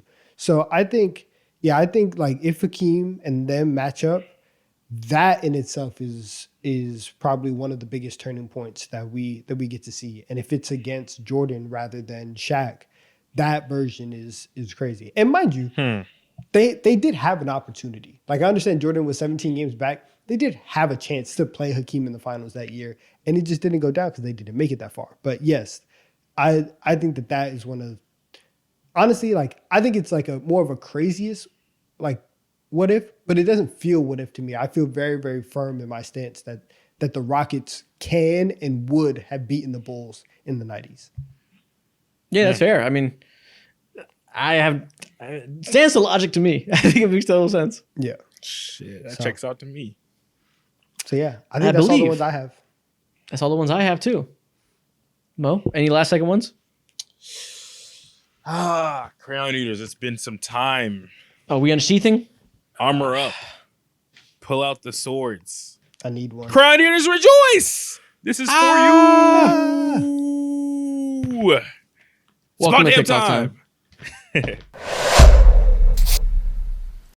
Never mind, we misspoke. We are here for Producer Corner. We almost forgot about him. Why are you wearing a blazer? You just turned your camera on. This is the first time I'm seeing it. Blaze? Oh my god. What do you the got hell on right do now? you have on, and why the That's hell am I goofy. on this goddamn graphic? All right, slow down. You guys notice that? First of all, welcome to Producer Corner. Yeah. As you guys can see, this week I'm going to be a game show host. Okay. And chat, the game we're playing is Mo smarter than a fifth grader? Me. Oh, just Mo. Let's go. Oh, Quiz his by ass. myself. I'm sitting back. Put him on the hot seat. Exactly. Mo, That's right. listen, He missed time. you've been on hiatus. It's your punishment. You've been gone. Yeah. We need to see Show if you're up. smarter than a fifth grader. Show up. All right, let's do it. So listen, there's 10 questions. If you get all 10 right, I will buy you dinner tonight. Nice. It's an I wine already and have my dine dinner you. planned, but I'll let you rock. I It's on the kill. I will buy 2 people dinner tonight. With that being said, You made the black eye. You made the black eye. so you can decide. You can go 10 for 10 solo. I buy y'all dinner, or you can go 10 for 10. And then I'll let you phone one friend. But if you phone a friend, I'm not doing the dinner. So I can phone a friend. If you don't get a Okay. question right, so it's about pride versus free dinner. Okay. Yeah. Also, I'm gonna say about 30 seconds a question. But anyways, let's get started. Wait. Mo, Okay. Okay. Go ahead. are you smarter than a fifth grader? Let's find Let's out. fucking go. First question, Mohammed, what is the capital of the U.S. state of Delaware? Delaware. Okay. Oh, he's losing right away. He's I out. actually First drove question. Through this, I believe it's Wilmington. No hints from me. Is that your final answer? Hey, yeah, Wilmington. Nah, you're dumbass. Wow. The answer is Who Dover. knows? Who the hell lives in Delaware? I don't know. Also, I appreciate the other two for not helping him out. Thanks for that, Mo. I can't believe you started. Bitch, I did not Did y'all know. know this? I didn't know either. I knew. I can't believe you not started know off that shit. 0 for 1. To my people who live in Delaware, I'm so sorry. I get, You Never was have I pissed. stepped foot in there. That's Never will I. I guess it's only up from here. Okay. All right, second question. Which of the following is a prime number? Option A, that. the number 15. Option B, the number 21. Option C, the number 23. Or option D, the number 25. Wow, it's been some time since I heard that terminology before. What is Fuck, what does that mean? This is a dude stalling for time. Yeah, no. Oh, no, sorry, I'm the actually host, I'm saying neutral, that, my so bad. it takes me back in my mind. Prime number. Okay. Listen, That So is you have easy. some. Huh? some would say you're currently in your prime. Can you answer the question? Which of the following is a prime number? You have like 10 seconds. I believe 23 is a prime number. For what reason? Because LeBron James is number 23, and Jesus Jesus Christ. Oh my My goodness. prime. Mo, you got the right answer for the wrong Oh my reason. The answer is 23. That is All right, crazy. Such a Next. glazer. The glaze Next. wins. What are you Wow. talking about? That's Let's awesome. go. Let's keep it going. Mo, which U.S. which U.S. constitutional amendment abolished slavery? The 10th Amendment, the 13th Amendment, This is a question. the 15th Amendment. Listen, these questions were given to me from ChatGPT. The 15th Amendment or the 19th Amendment? Chat GPT gave you these questions. Yeah, and I saw this come in, and I knew the implications of it, and I still kept it in. Noticing. Some subject matter expertise. Wow. Okay. I mean, maybe. So, Mo, do you know which constitutional amendment abolished slavery? This one's pretty big in history. Yeah, it is pretty big in history. Okay. I'm going to take a shot in the dark and say B for 13th Amendment. Hey. You're There we correct. go. Your shot in the dark was correct. The 13th Amendment. I think we're 2 for 1 now. Okay, there you go. Moving on. Which planet is known for having the most prominent ring system? Most prominent ring system. Okay. Your answers on screen are Mars, Jupiter, Saturn, or Neptune. I'm going B for Jupiter. Oh my god. Come on. The answer is Saturn, Come Mo. on. Come on, Mo. Okay. Come on. Okay. Dude. I want to remind you, Mo, Kelly, you no, can, shut the still, fuck you up. can still phone a friend. It doesn't have to be someone on the pod. You can phone anybody. You can phone a friend. Because No, clearly at you need this some point- help. No, listen, at this point, the free dinner is off the table. You need to get through this as a man. This is for my legacy. What do you mean? This is for my legacy. Let's go. Oh, I forgot. Let's Also, go. the stipulation was you buy me dinner. Anyways, moving on. I didn't sign no contract. Fuck that. Mo, what is the largest bone in the human body? A, femur. B, Femur. humerus. A. All right, you're correct. The answer is the femur, and I'm Next. curious how you knew that instantly. But moving on, in which year did the Pilgrims land at Plymouth Rock? Good God, who knows this? The years 1492, or 1607, 1620, or 1776. I'm not gonna lie, this one is not that hard. Yeah, 1492. You're a fucking dumbass. You're wrong. The answer Oh, is 1607. Wow. You think I'm buying you dinner? I'm sending you some like Scooby-Doo pebbles for dinner, bro. And I'm To sending the you to man. a public school in New York. Please no. Moving on. What is the process by which plants make their food using sunlight called? Photosynthesis B. There we go. Correct. I'm The answer so is nervous for photosynthesis. each one of his answers. Mo, you were a journalist. You know, you had to take some English classes. I hope Boom, you answered this A. question right. Which of these is an example of an onomatopoeia? Boom. You jackass. A. There we Correct. go. The answer is boom. Let's run it.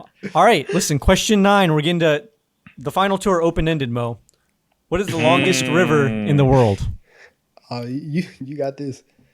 Oh, I got this. I'm phoning a friend. I'm phoning D Smoot. No, I'm hanging You don't know up. this one? is you. This No. you. You can't. You literally can't do that. You can't hang up. You literally can't hang up. What do you mean you can't This is do that? Who open-ended says he has shit. to answer? If you don't know the answer, just tell me. You're just not a reliable Wait, friend. is it officially on me? Yeah, I guess Are so, we- yeah. are we doing- Yeah. Okay. My answer is the Nile River. There we go. Mo, are you accepting the answer as your final answer? That was my only guess.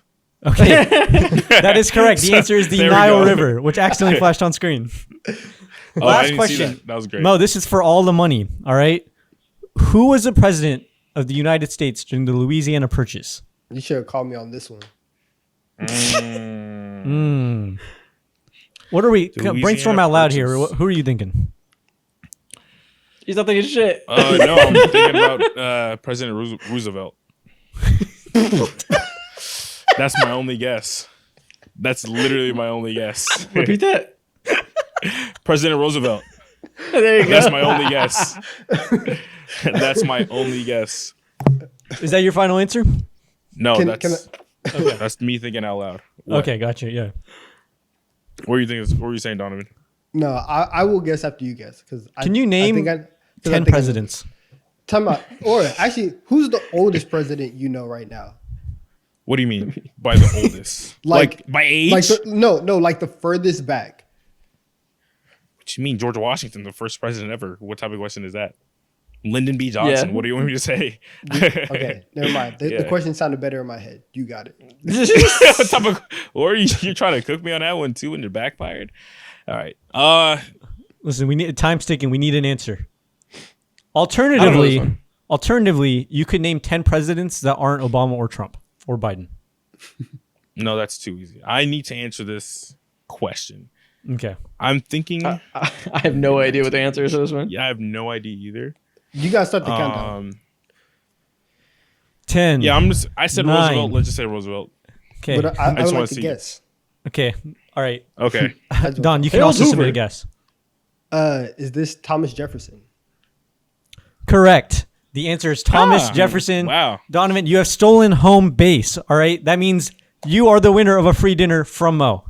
Oh, And that's it. Chat, from the start, we knew that Mo was not smarter than a fifth grader. Come back for another episode. We'll see if Don's smarter than a fifth grader. I wouldn't have went 10 for 0 either. I would have got like 8, right? Maybe 7. How were these 10 questions? Wow, you flew by. That was Yeah. 10 questions. I think you went That like one would 6 have for kicked my ass. 6 for 10. Okay, 6 for But yeah. 10. Not that bad. Donovan, I know you're happy right now. You got that question right. I I am just want you to let you know Ramondre Stevenson just got injured, you're lying. and he is on 2 of What your is fantasy teams. Ooh. Just saw it on Twitter. I don't know how serious it is, but I just want you to let you know you shouldn't be happy right now. Wow. And on that note, for the second time, without a pump fake we're on to TikTok time. Let me make some Finally. deals. I'll be back. I gotta work. Let me the cancel my phones. trade. Let me cancel I my gotta trade. Let me work cancel my trade. Welcome to TikTok time. Today we are once again beginning with the TD3 staple, a draft. This time we're going to do a draft of NBA lineups with only players whose last name starts with the letter W. Okay. Okay. We haven't done Now, a we've draft done a lot in a of- minute. I know, it's been like 3-4 weeks. Now, we've done a lot of these name drafts that have a certain letter. Usually we do first names with this. We plan on doing first name for W. And then I looked at the list and I was like, who the fuck are these guys? I do not know any of these players. So we're doing last names Some that start guys with named W. Wilbur in there. We had no idea what was Yeah. happening. Will be.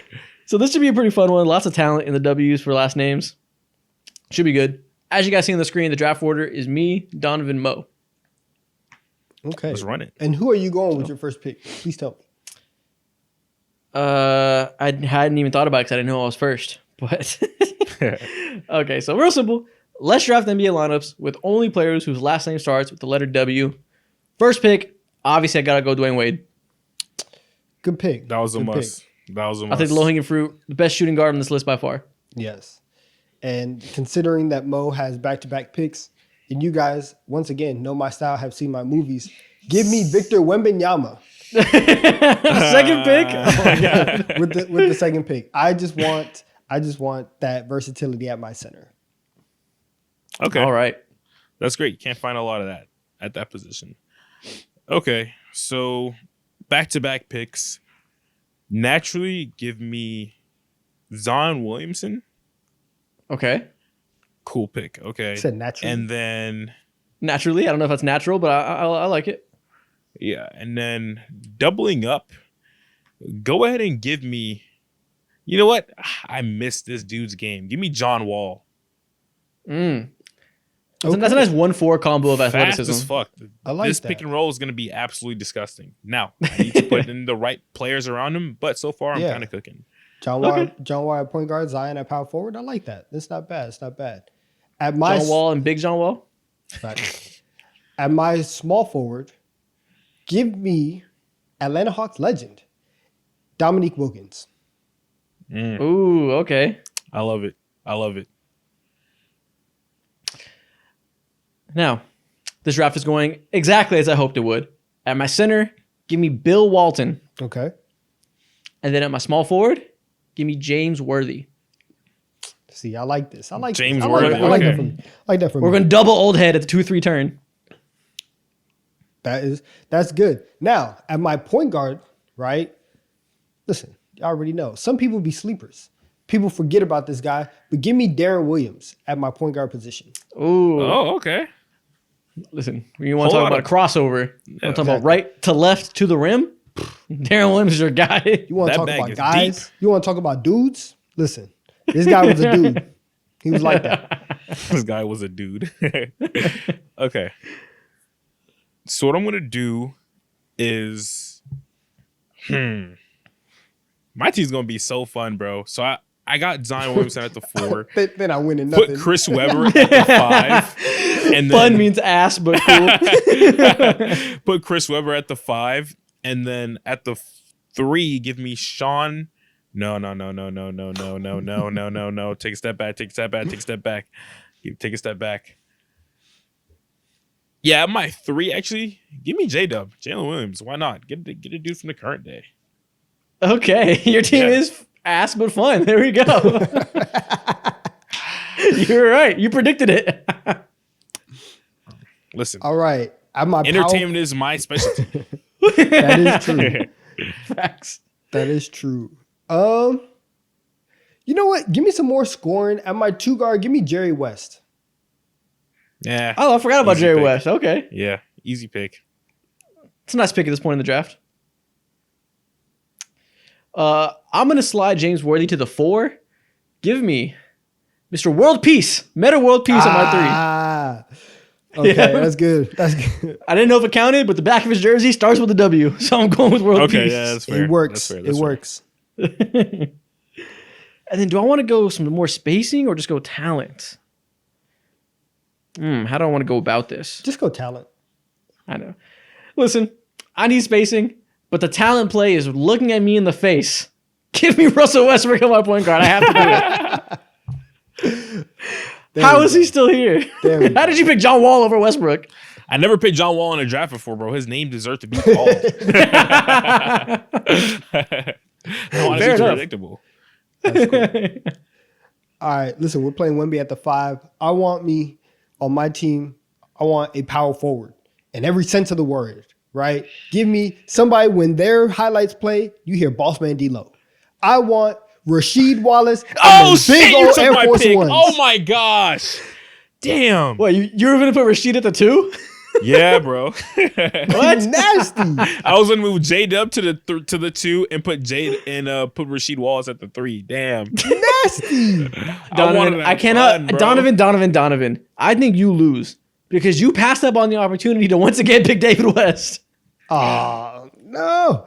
Listen, that is a power forward in every sense of the word. He's 6 man. Damn, yeah, because he's not more boss man deal than Rasheed Wallace. Never mind. Never mind. We're gonna have a boss man D-Lo off. Yeah. Okay. So I think what I'm gonna do is I'm gonna move. Actually, no. I'm not gonna move Jade up. I'm gonna keep him there. Okay. At my 2. Let's put Franz What was the king Wagner of taking there. forever to pick every pick? Put Franz Wagner there. Okay, Yeah. nice. Nice modern team that is absolutely the worst one Spacing here. isn't most beautiful, but I heard You Franz have no Wagner been spacing in on the your gym. team at all. I heard Franz Wagner been in the gym. No, you And don't that's have no all I spacing. needed to I have absolutely no spacing either. But at least I have crazy athletes. My spacing is atrocious. You're Izan, Franz Wagner J-Dub, and trying- John Wall trying to not a guard Dwayne crazy Wade? athlete? It's not gonna work. Wait, did you have the 3 worst players in this team? Wall, Wagner, and J-Dub? No, I don't. You actually do. You do? You do. Darren Williams is Williams- better than he's John better Wall? than Franz Is he Wagner. better Don't you than- dare. Yeah. Oh no, is he better than John Wall? Yeah. Yeah. It's close, but yeah, I think so. I don't. That's a real conversation that we don't have time to have. But I'll let you. That's a conversation we'll never have. Yeah. Time out. No. Real quick. You have like 1 year of John Wall where you can where you 1 year? No, I'm No, the, he had one amazing year. the Yeah, 1 2017. year that everyone's like, oh my gosh, prime John Wall. They're all clips from 2016, 2017. Yeah. This is true. Brother. Let me introduce you to That's 2015 like John the Wall. John Wall year. But you have several years of Darren Williams. Darren Williams doesn't have a single clip more popular than John Wall doing the Dougie. All right. Conversation's over. You got Or it. gang signs John Wall. Conversation's over. All right, you got Conversation's it. over. You got it. Fine. You know, Darren Williams is held up so much because there was like one time on First Take in 2009 where somebody was like, Darren Williams or Chris Paul. And now that's all that's talked about with Darren Williams is he was in Chris Paul conversations. Because happened on numbers never national lie said so or television. something. I mean, Congratulations. the history's there. It actually is true. He was in those conversations. We've never defined who was having those conversations, though. All because Stuart Scott or somebody said it one time. Who knows? Yeah, man, that's the end of that. Next thing we're going to do. You know, we've done some stuff in the past around NBA draft lead up and talking about who players were as prospects, whether they lived up to their comparison, whether they were, you know, to expectations, whatever. You know, we all kind of have a recollection of how players were talked about coming into the league. So, what I want you guys to do today is I'm going to show you excerpts from the Ringer draft guide over the years, and you're going to guess who these draft, you know, descriptions are about. Okay. So, essentially, can you guess this NBA prospect by their draft? What do you even call that? Evaluation. Yeah. Can you guess this NBA prospect by their draft evaluation from the Okay. Ringer? The So Ringer. all from KOC's mind is Respectable outlet. Let's see what they had to say. Are we finna put the Ringer on blast? I don't know. first off, combo forward with classic go-to scoring potential, though he must improve in secondary areas to become truly elite. Who is this player? Combo forward. So this is secondary area. So obviously the mid-range game isn't there, but the three-point shot is there. They can get to the rim a little bit. Go-to scoring potential is the key, though. Do you think Yeah. that they can be a star? Now, this could be like any wing ever in the draft, honestly. So many guys are drafted with this really description. I wonder what era this is, though. Well, you just described it actually, Donovan. They're pretty modern. It's the Ringer draft guide, so it's all got to be the last like 7-10 years. I'm gonna say this is Jason Tatum. Oh my God! The first guess of the segment, you get it right. This is Jason Tatum. Okay, this is a great guess. Damn, that's surprising. Let's go. You read these. Let's go. This man is an avid Ringer reader. Yeah. He's a Ringer like watch. The best case scenarios in this draft guide were Danny Granger, Paul Pierce, and Rudy Gay. That's not Paul Pierce is a pretty good comparison. It's That's not bad. Yeah, listen, these Ringer draft guides, KOC gets knocked a lot for having some terrible misses. And my God, he has some misses over the years. How could you not? But a lot of these hit. Like when I look through these, a lot of these are pretty accurate. Okay. Shout out KOC. Okay. Next player. I don't know about that. Next player. Franchise-changing offensive orchestrator with smooth scoring skills. That was such an unnecessary straight. It was such franchise-changing offensive orchestrator with smooth scoring skills, versatile defense, and a winning mentality. So actually, he sucks. I didn't say that. I did not say that. Okay. Wait, I have to read this again. He said franchise-changing offensive orchestrator with smooth scoring skills, versatile defense, and a winning mentality. Okay, a winner guy. It sounds like a dog. Exactly. A winning mentality is a dog whistle for so many things. Yeah. Just smacking the ground. Franchise-changing offensive orchestrator. Okay, so smooth. He's clearly a talented passer, or at least should have been a really talented This passer. has to be one of like the top prospects. To say that you have franchise-changing skills, smooth scoring skills, and you're a versatile defender. You could do both things, and you're a winner. This has to be one of like the top 3 picks in whatever draft that they did. Ah, man. Okay.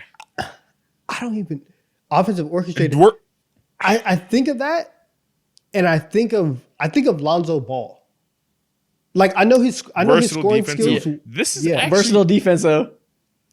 He nobody ever described coming out of college at all. That was actually nobody's his main ever weakness. mentioned defense. I'm just trying to. Nobody's ever mentioned defense with LaMelo.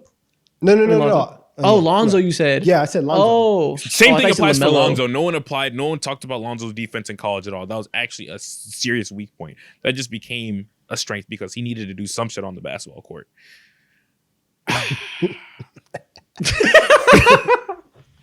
That's hilarious. Again, offensive orchestrator. I'm trying to think of who are. You're on the right. You're along the right lines though. Like who are the guys? Like orchestrator is obviously a point guard. It's obviously not Mr. Ball, but you're close. You're thinking in the right area. Orchestrator. Okay. Who are the point guards who are coming in? Around that time, there's like Ben Simmons and there's like Trae Young, but defense doesn't apply to him. De'Aaron Fox don't apply to him. Oh, wait. Could this be Markelle Fultz? No. It's not De'Aaron. Could it be Markelle Fultz? Yeah, let's go Markelle Fultz. Incorrect. This is not Markelle Fultz. Oh, dang. You guys lose. You're overlooking somebody that's currently overlooked now because his team is a tire fire. This is Cade Cunningham. Okay. People forget he was one of the best prospects in modern draft history. Okay. I did forget. Supersized SGA, shorter Ben Simmons with a jumper. Okay. Yeah, that's a god. I forgot what the noise around Cade was like when he was coming out. No, he was supposed to be a Hall of Famer. Like immediately, like he was talked about crazy. Okay. Yeah. Okay. And fucking Pistons ruined him. God damn it. The Pistons can ruin anybody, bro. This is the year he's making a comeback. Shit. This is the year. All right. But okay. Number 3. Next up. His athleticism is impressive, but he doesn't affect winning as a passer or defender, which makes him a high-risk lottery prospect. All right. Sounds like someone who just gets a lot of buckets. Yeah. You're just a jumper. He jumps and not much else. Athleticism is impressive. Doesn't affect winning as a passer or defender is very damning. It's a huge red flag. What does he do then? Just jump. He jumps. You read it. You saw those first 4 words. But they say like he's a high risk lottery prospect, so he has to be at the end because like if you're that athletic, even if you don't have all of this stuff, if you are like top 1%, he was a mid tier. It wasn't the end. All right, so we're thinking Middle like lottery. what are we thinking? We're thinking like 6 through 10 type of range. I will say, this turned out to be a not entirely inaccurate description of the player. Ooh. He wasn't too far off. So who's somebody who just jumps right now? Is this okay, so it can't be 'cause it someone sounds- like it can't be someone like James Wiseman, because who talks about a center like that passing? Yeah. Defense is red flag. It can't Yeah, I be mean, someone including like, passing tells you a lot. yeah, it's like it's a guard or some type of wing. It's a guard or some type of wing. Who's a guard or some type of wing that To me, this one's pretty easy. A guard to be jumping and not much else. Like, this sounds a lot like It sounds like Jalen Green. it's not Jalen Green though. I know, but Who he's is point guard Jalen Green point guard Jalen Green? Oh my goodness. as a draft Point- prospect? point guard Jalen Green as a draft prospect. I am Point guard Jalen Green. blanking. This is as so a tough. draft I'm prospect. gonna be so mad. when Time's I see up. this. This is Dennis Smith Jr. I was thinking. Okay. Now, I will say, he defied this by becoming an elite defender. But at the time, his first couple of years, this was accurate. Yeah. Okay. I should have got that. Damn. But shout out his defense now. He's fucking nice. He is. You need That's to what do you gotta do. something on the court, bro. Yeah, if you're a draft bust and it's not working with the ball in your hands, you Just make a play career defense. off of defense. Like, that's exactly what you do in his scenario. Like, it's perfect career arc. Get your money too, Dennis. All right, next up. This one is highlight reel waiting to happen, who can score from all over the court, but needs to polish the technical aspects of his game. It sounds like Highlight Anthony reel. Edwards. I was gonna say John Morant. You guys are definitely in the right archetype. Okay. Could have been Ant. Could have been John Morant. I think along those lines. Waiting to happen. Maybe a little bit less successful than those two guys. Listen, this could be Jalen Green. This is Jalen Green. Okay. You're on a roll right now. We're gonna find him eventually. He just be jumping. that is true. And this is so true because honestly, every time he has a great stretch, it's because his 3-point shot is falling like crazy and lets him do everything else. Every other time of the year, the technical aspects of his game need some polishing. Like, this is accurate. Okay. Zach LaVine, Bradley Beal, Malik Monk as the shades of. Honestly, I was gonna. Yeah. They nailed it. Okay. All right, next one. A long, athletic combo guard who grinds defensively and flashes playmaking skills, but needs to improve his jumper. Oh, Long man. athletic combo guard who grinds defensively. This is flashes like playmaking every. skills. This is like every There's a lot of every guard. players. There's a lot Yep. of guards. Grinds defensively, flashes playmaking skills. We need a really good defensive, athletic combo guard. Oh, is this Shai Gilgeous-Alexander? This is Shai Gilgeous-Alexander. There we go. And this was so There you true because guess what? Yeah. That jumper improved and the sky Yeah. was the fucking limit. Yeah, I remember he was obviously great now as a player, but back then with how he scored, it was just so like, how elite can this guy be? Especially since the Yeah. jumper was lacking. He definitely defied almost everybody in draft media. Nobody really expected to see what we got from him. Yeah, people see no jumper, not athletic or explosive, can't score in the NBA. Yep. Everyone thought Sean Livingston. And instead, it's like, oh my God, is this modern Dwayne Wade, but slow? Yeah. Modern Dwayne Wade, but slow. People don't understand angles. They don't look at the game the right way, you know? Slow-mo Dwayne Wade. All right, next one. Genius playmaker who can be a major building block on a contending team. Genius playmaker. Fucking Alfred. That is some Payton. good glaze. Like, you got to live up to that. It's like Ben Simmons. Nah. It is not Ben Simmons. They will be talking about how big he is too and how he affects rebounding and all this other shit too. Genius. Yeah. You couldn't talk playmaker. about Ben Simmons without size being in that description. This just tells me this is like a regular guard, not a regular guard, but a cool guard. Is this Lonzo? It's not Lonzo Ball, but like it is a capital P point guard. So like you can learn a lot from this. Capital P point guard. All right, let's think about the traditional guys who have come out. Is I mean, this it's not- Tyrese it's not- Halliburton? Damn, Mo is on a roll. This is Tyrese Halliburton. Yeah. Mo's a There we draft go. guy.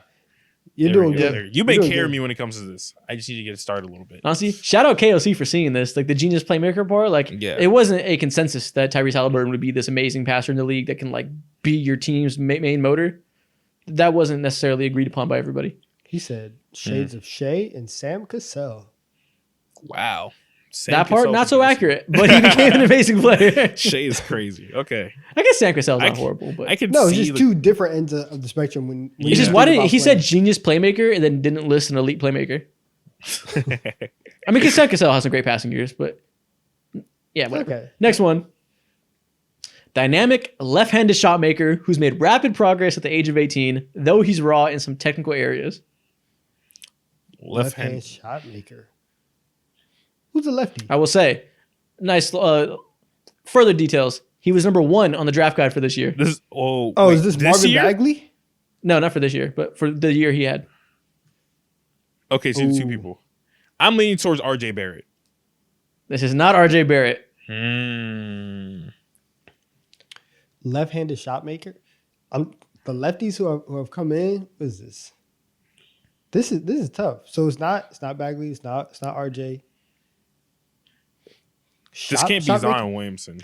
No, It's not Zion Williamson. No, No one's calling him a dynamic shot maker. Yeah. This can't be him. All right, Lefty. hint, real quick. Like backcourt, front court, It's a guard. guard. Ooh. I don't think you guys are gonna get this one. I'm not. Gonna lie. Hold on. This guy's young though. They're already Was throwing this at De'Aaron AG2. Fox? This was not De'Aaron Fox. You guys are not gonna get this one. I'm sorry. All right, then tell me Last who it minute is. buzzer beater. Yeah, it's over. This is Killian Hayes. Ooh, this is a nasty miss. You. Notorious draft take. The Ringer ranked number 1 this year. Didn't work out so well. Okay. This is a miss. This is a miss. Okay. D'Lo and Manu. They Damn. You win some, you lose some. they said lefty. There you go. they all can't be hits. For all the great ones you've seen, there's gonna be some not so great ones. They said left-handed shot maker who shoots under 30% from 3. Manu Ginobili. Uh, All right, next one. these are fun. Massive shot blocker with guard-like skills on offense as a passer and shooter, though he needs to get significantly stronger to become the next great big. This is Massive Wemby? shot block with guard-like skills. This is not Wemby, but Is it Evan Mobley? this is not Evan Mobley. We're dancing around the answer here. Is Chet Holmgren? This is Chet Holmgren. Yeah. Okay. That should have been the first guess when you see he needs to get stronger. Gen Z Pau Gasols. I kind of like that though. Now that we've seen him. It's just funny. I kinda mess with It's that. just funny putting Gen Z in front of every. Yeah. Okay. Okay. Not bad. No, that was the easy one. All right, next one. A polarizing point guard prospect who, depending on perspective, can look either like Steph or Seth Curry. This Take Trae a Young. shot. Take a shot. This is Trae Young. You knew right away. Okay, can either look like Steph Curry or Seth Curry. Seth Curry is disgusting. KOC notoriously hates Trae Young. Hates that Well, you know dude what's for funny? whatever reason. He kind of is like exactly between Steph and Seth. Like you have a GOAT point guard and an average point guard. A very Seth good point Curry's guard is not right in the middle. average. When has Seth Curry been average? Are you saying he's below average? Seth Curry? Slightly below average, yeah. Nah, Seth Curry's a good player in his prime. He had very good years. Wow. He's more of a shooting guard. We're in the 7 offseason. points off the bench. Prime Seth Curry. Yeah, Oh, we're in the you're hating offseason. on Seth Curry? No, I'm not. I'm Seth just Curry like, had good years. yeah, no. Nah, Screw the was good good. He years. was good. KOC, but his hate for Trae Young is just notice. Aaron Brooks. Aaron Brooks, Oh, Mike Bibby, and Trey Burke. That tells Nah, he hated everything. him. He put him Yeah. 6 because of group thing. He did not. He did not. believe He that. saw us passing. He was like, hogwash. Let's talk about him as a scorer. Just took away half of his game. Hilarious. Tough. And I think that's the end one. I think that's the last one. Unless we have one more. He's, Nope, that's the last one. he's effective Pain. field goal percentage. Yeah, he was trying to hate. Yeah, real hate. Next thing we're going to do. Last week when Mo wasn't here, we did a video around Allen Iverson where we talked about how he'd rank in today's NBA and have 5 levels of comparisons for him to see which one he gets to. He got to the last one. We ended up saying he wouldn't be as good as Luka, but he would be better than Shea. We're going to do that again today with Victor Wembanyama.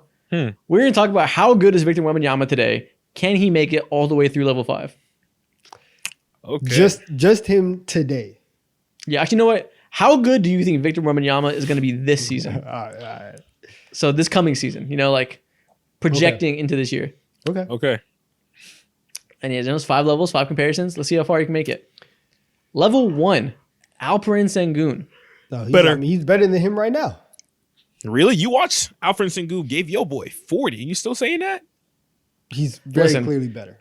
If he could play, if Sengun could play against rookie Wembanyama 82 games a year, then sure, we'll give it to him. He'd be a GOAT. But he's not over 82 games. I think Wemby's already better. I want to see him. Try and score 45 again. I bet you Sengun won't do it for the rest of his career. Who are we kidding? All right. Sengun, I hope you enjoyed your 1 season. No, he won't score 45 on Wemby for the rest of his career. Oh, okay. Yeah, no. Yeah, no. Sengun can score 45. He's good. But not on him. Not on him. Yeah. Okay. That's an easy one. We gotta start it off simple. Level 2, better Sengun, Domantas Sabonis. Once again, he's better than him right now. Depending on who you asking, yeah, I think he's better than him right now. Although, And listen, all the box score watchers are gonna see that and be like, "What do you mean? You led the league in triple doubles for big men." Blah blah blah blah. I don't care. I'm picking Wemby any day of the week. The defense is a gigantic difference. yeah, the defense and also the jump shot and the myriad ways of scoring the ball. He can't be phased out of a game, unlike Sabonis. Sabonis was better than Wemby for like 3 months. Once that second half of the year jump came in, Wemby cleared him. He's over. Those 3 months, though, special Sabonis. Shout out Sabonis' double doubles. I'm picking Wemby. It's one. Okay, next one. Level 3. We got Zion Williamson. Who's gonna be better this year? I might take Wemby right now. This one's tough because if Zion's healthy, tough. like we saw in that playing game, he is top tier. It is. But Wemby, listen, we expect Wemby to make another jump. I think because of Wemby's defense, I'm going to lean that way. That's a good Solely point because because even of if Zion's offense is amazing, you could say it's better than Wemby's. The defense is a big difference. It's probably a bigger difference in the offenses. He's a cone, and being a power forward as a cone is detrimental to your team's defense. Shit, he might be the starting center this year. The way their roster's looking, it's gonna be him or Daniel Tice. It's gonna be Zion. They still ain't do shit. No, they love them some Daniel Tice. Especially if we're projecting towards the end of this year. End of year 2, I think we can go Wemby. I agree. Okay, that's fair. Wemby. But this one's tough. This is the first one I really got to think about. I'm still not thinking about it. I'm still taking Wemby at the end of this year. Damn. I think it would be clear. Okay. Level 4. We got Anthony Davis. These are the conversations we need to have. This might be where the glaze stops. I'm If not gonna lie. you say, if you lean Wemby's side, that means you think he's going to be a top 10 NBA player next year because that's what Anthony Davis is. And it's possible, but that feels more like a guarantee in like year 3 and 4. Year 2, are we going to really guarantee that? He's going to be right at the line. He's going to be like 2 players below AD. And like you might be able It'll be to, a real conversation for sure. Yeah, It'll be a yeah. debate. You might have the conversation. It might only be a 5-minute conversation instead of a 20-minute long conversation. But Anthony Davis is still safe for right now. He is still a better player than Wemby right now, and he will be at the end of the year too. Yeah. I think defensively, they're going to be like the 2 best defensive bigs in the league. Anthony Davis is probably still going to be a better scorer by a little bit, unless Wemby takes a big jump attacking the rim. But Wemby's passing might be a lot better by the end of this year. I don't know if that'll make up for it. AD's just he's so stout on the interior. Like he really is like a generational defender. Yeah. I mean, listen, And- Wemby is too, but I just don't want to discount what AD does. Yeah, and we know for sure AD's going to average like an efficient 26 points per game. Wemby could, but it's not really a guarantee yet. I don't know. Chris Paul is there, and knowing Chris Paul For just 18 minutes a game. Hey, that 18 minutes a game is way better than what Trae Jones gave them, boys. Facts, it's like 9 true. dunks. It's like 9 dunks Exactly. in 18 minutes. Yeah, exactly. That his little 20 could easily turn into 26, and at that point in time, it's like okay, same level defense, might be a better passer. Wemby might have this one. He just All right, might. okay. Take your vote. Is Wemby beating level 4? Wemby, you beat number 4 on my eyes. Let's keep it rolling. Donovan? You know what? I'm hoping for it. So yeah, he does it. He beats my level God. 4. I'm hoping for it. Oh I my hope- God, this is ridiculous. All right, would level say 5. We got Joel Embiid. No. See, I would actually flip these. No! You're ridiculous. you fucking hater. Anthony Davis better than Joel Embiid. You're nasty, man. This is where we draw the line. Wemby's not going to be a top 5 player next year. Maybe. I'm going Joel Embiid. No, sorry. Yeah, I'm going Joel Embiid. I'll take Wemby's not rolling out of his Wemby over bed. Embiid any day of the week. You might have took year 1 Wemby over Embiid. I don't care what you think. I have to think on it, but it will be Embiid. Yeah. For one more year at least. Year 3 is where we're going to have this conversation, maybe. It's over for Wemby at this point in time. Talk to me at the All-Star break. I will not. Jesus Christ. La la la la la la la la. We do the show once a week, buddy. We'll talk. We'll chat. Sound like you're outside my crib with crowbars. I'm on FaceTime real quick. Exactly. I got something. I just want to talk. All right, next thing we're going to do. Well, I believe you have a 2K related video for us. Yes. Bro, you a be very playing the underrated game. aspect about 2K that people get excited over when it comes to, when that season comes around and basketball games are hopping on the scene is their covers, the cover art. They change them every single year. And I want you guys to sit down and rate these cover arts that I have on a scale of 1 to 10. Okay, we're going to rate them. Interesting. Yeah, based on aesthetics. Similar to how you guys break down jerseys and all that, give me the same type of energy when it comes to these covers. So let's get into my graphic design as my passion bag. That's so your bag. All right. So rate these NBA 2K covers on a scale of 1 to 10. Okay. First up, we got 2K16. Call that Listen. ISO. Call that ISO. All right. I know this one is iconic. I know everybody loves this one. I don't think it's actually a strong cover. At least at the moment with all 3 of them. Ooh, what? What makes it a It's strong great. cover? It's nostalgic. It doesn't look that great comparatively to other ones. I think the ones with 1 player on it looks better than this one that has all 3. So you're saying having 3 players is a cop-out? Yeah, it's not a good design. They're just thrown on there, not blended at all, no shading. It's kind of mid. Steph Curry is missing a foot in this one. Yeah, it just didn't age well. shit. It's I didn't even notice that. You're right. Listen, if you ask AI right now to create a 2K cover, it would probably look like this. yeah. You could do a little bit, just a little bit better, just a little bit more effort. Okay, so what you great rating nostalgic this? game. Graphic design was not their passion in 2016. You can tell. Yeah, I'll go like 6. Yeah, 6 or 7, something regular. Okay, nothing special. Just a cover. Cool. Next up, we got 2K11. This is much better. This is hard. I'm not gonna lie. MJ This is tongue iconic. out This is on that iconic. timing. Okay. Hey yo, relax. I'm just breaking down He details. said tongue out on that timing. Wild guy. What do you mean by that? Do you know what he did in this exact moment? What did he do? During this photo was taken? Mean bucket. Yeah, it looks like he's running through time, like running through this time stream with his effects. I like it. Yeah, pretty cool. This is one of the not one of the better ones, but it's better than 2K16. I This is disagree. equal, like a 7 or 8 to me. This is one of the better ones. I'm giving this a 9. Yeah, I'll give this a 9 too. This is great. Okay. That's what happens when you put the GOAT on the cover. I'm sorry.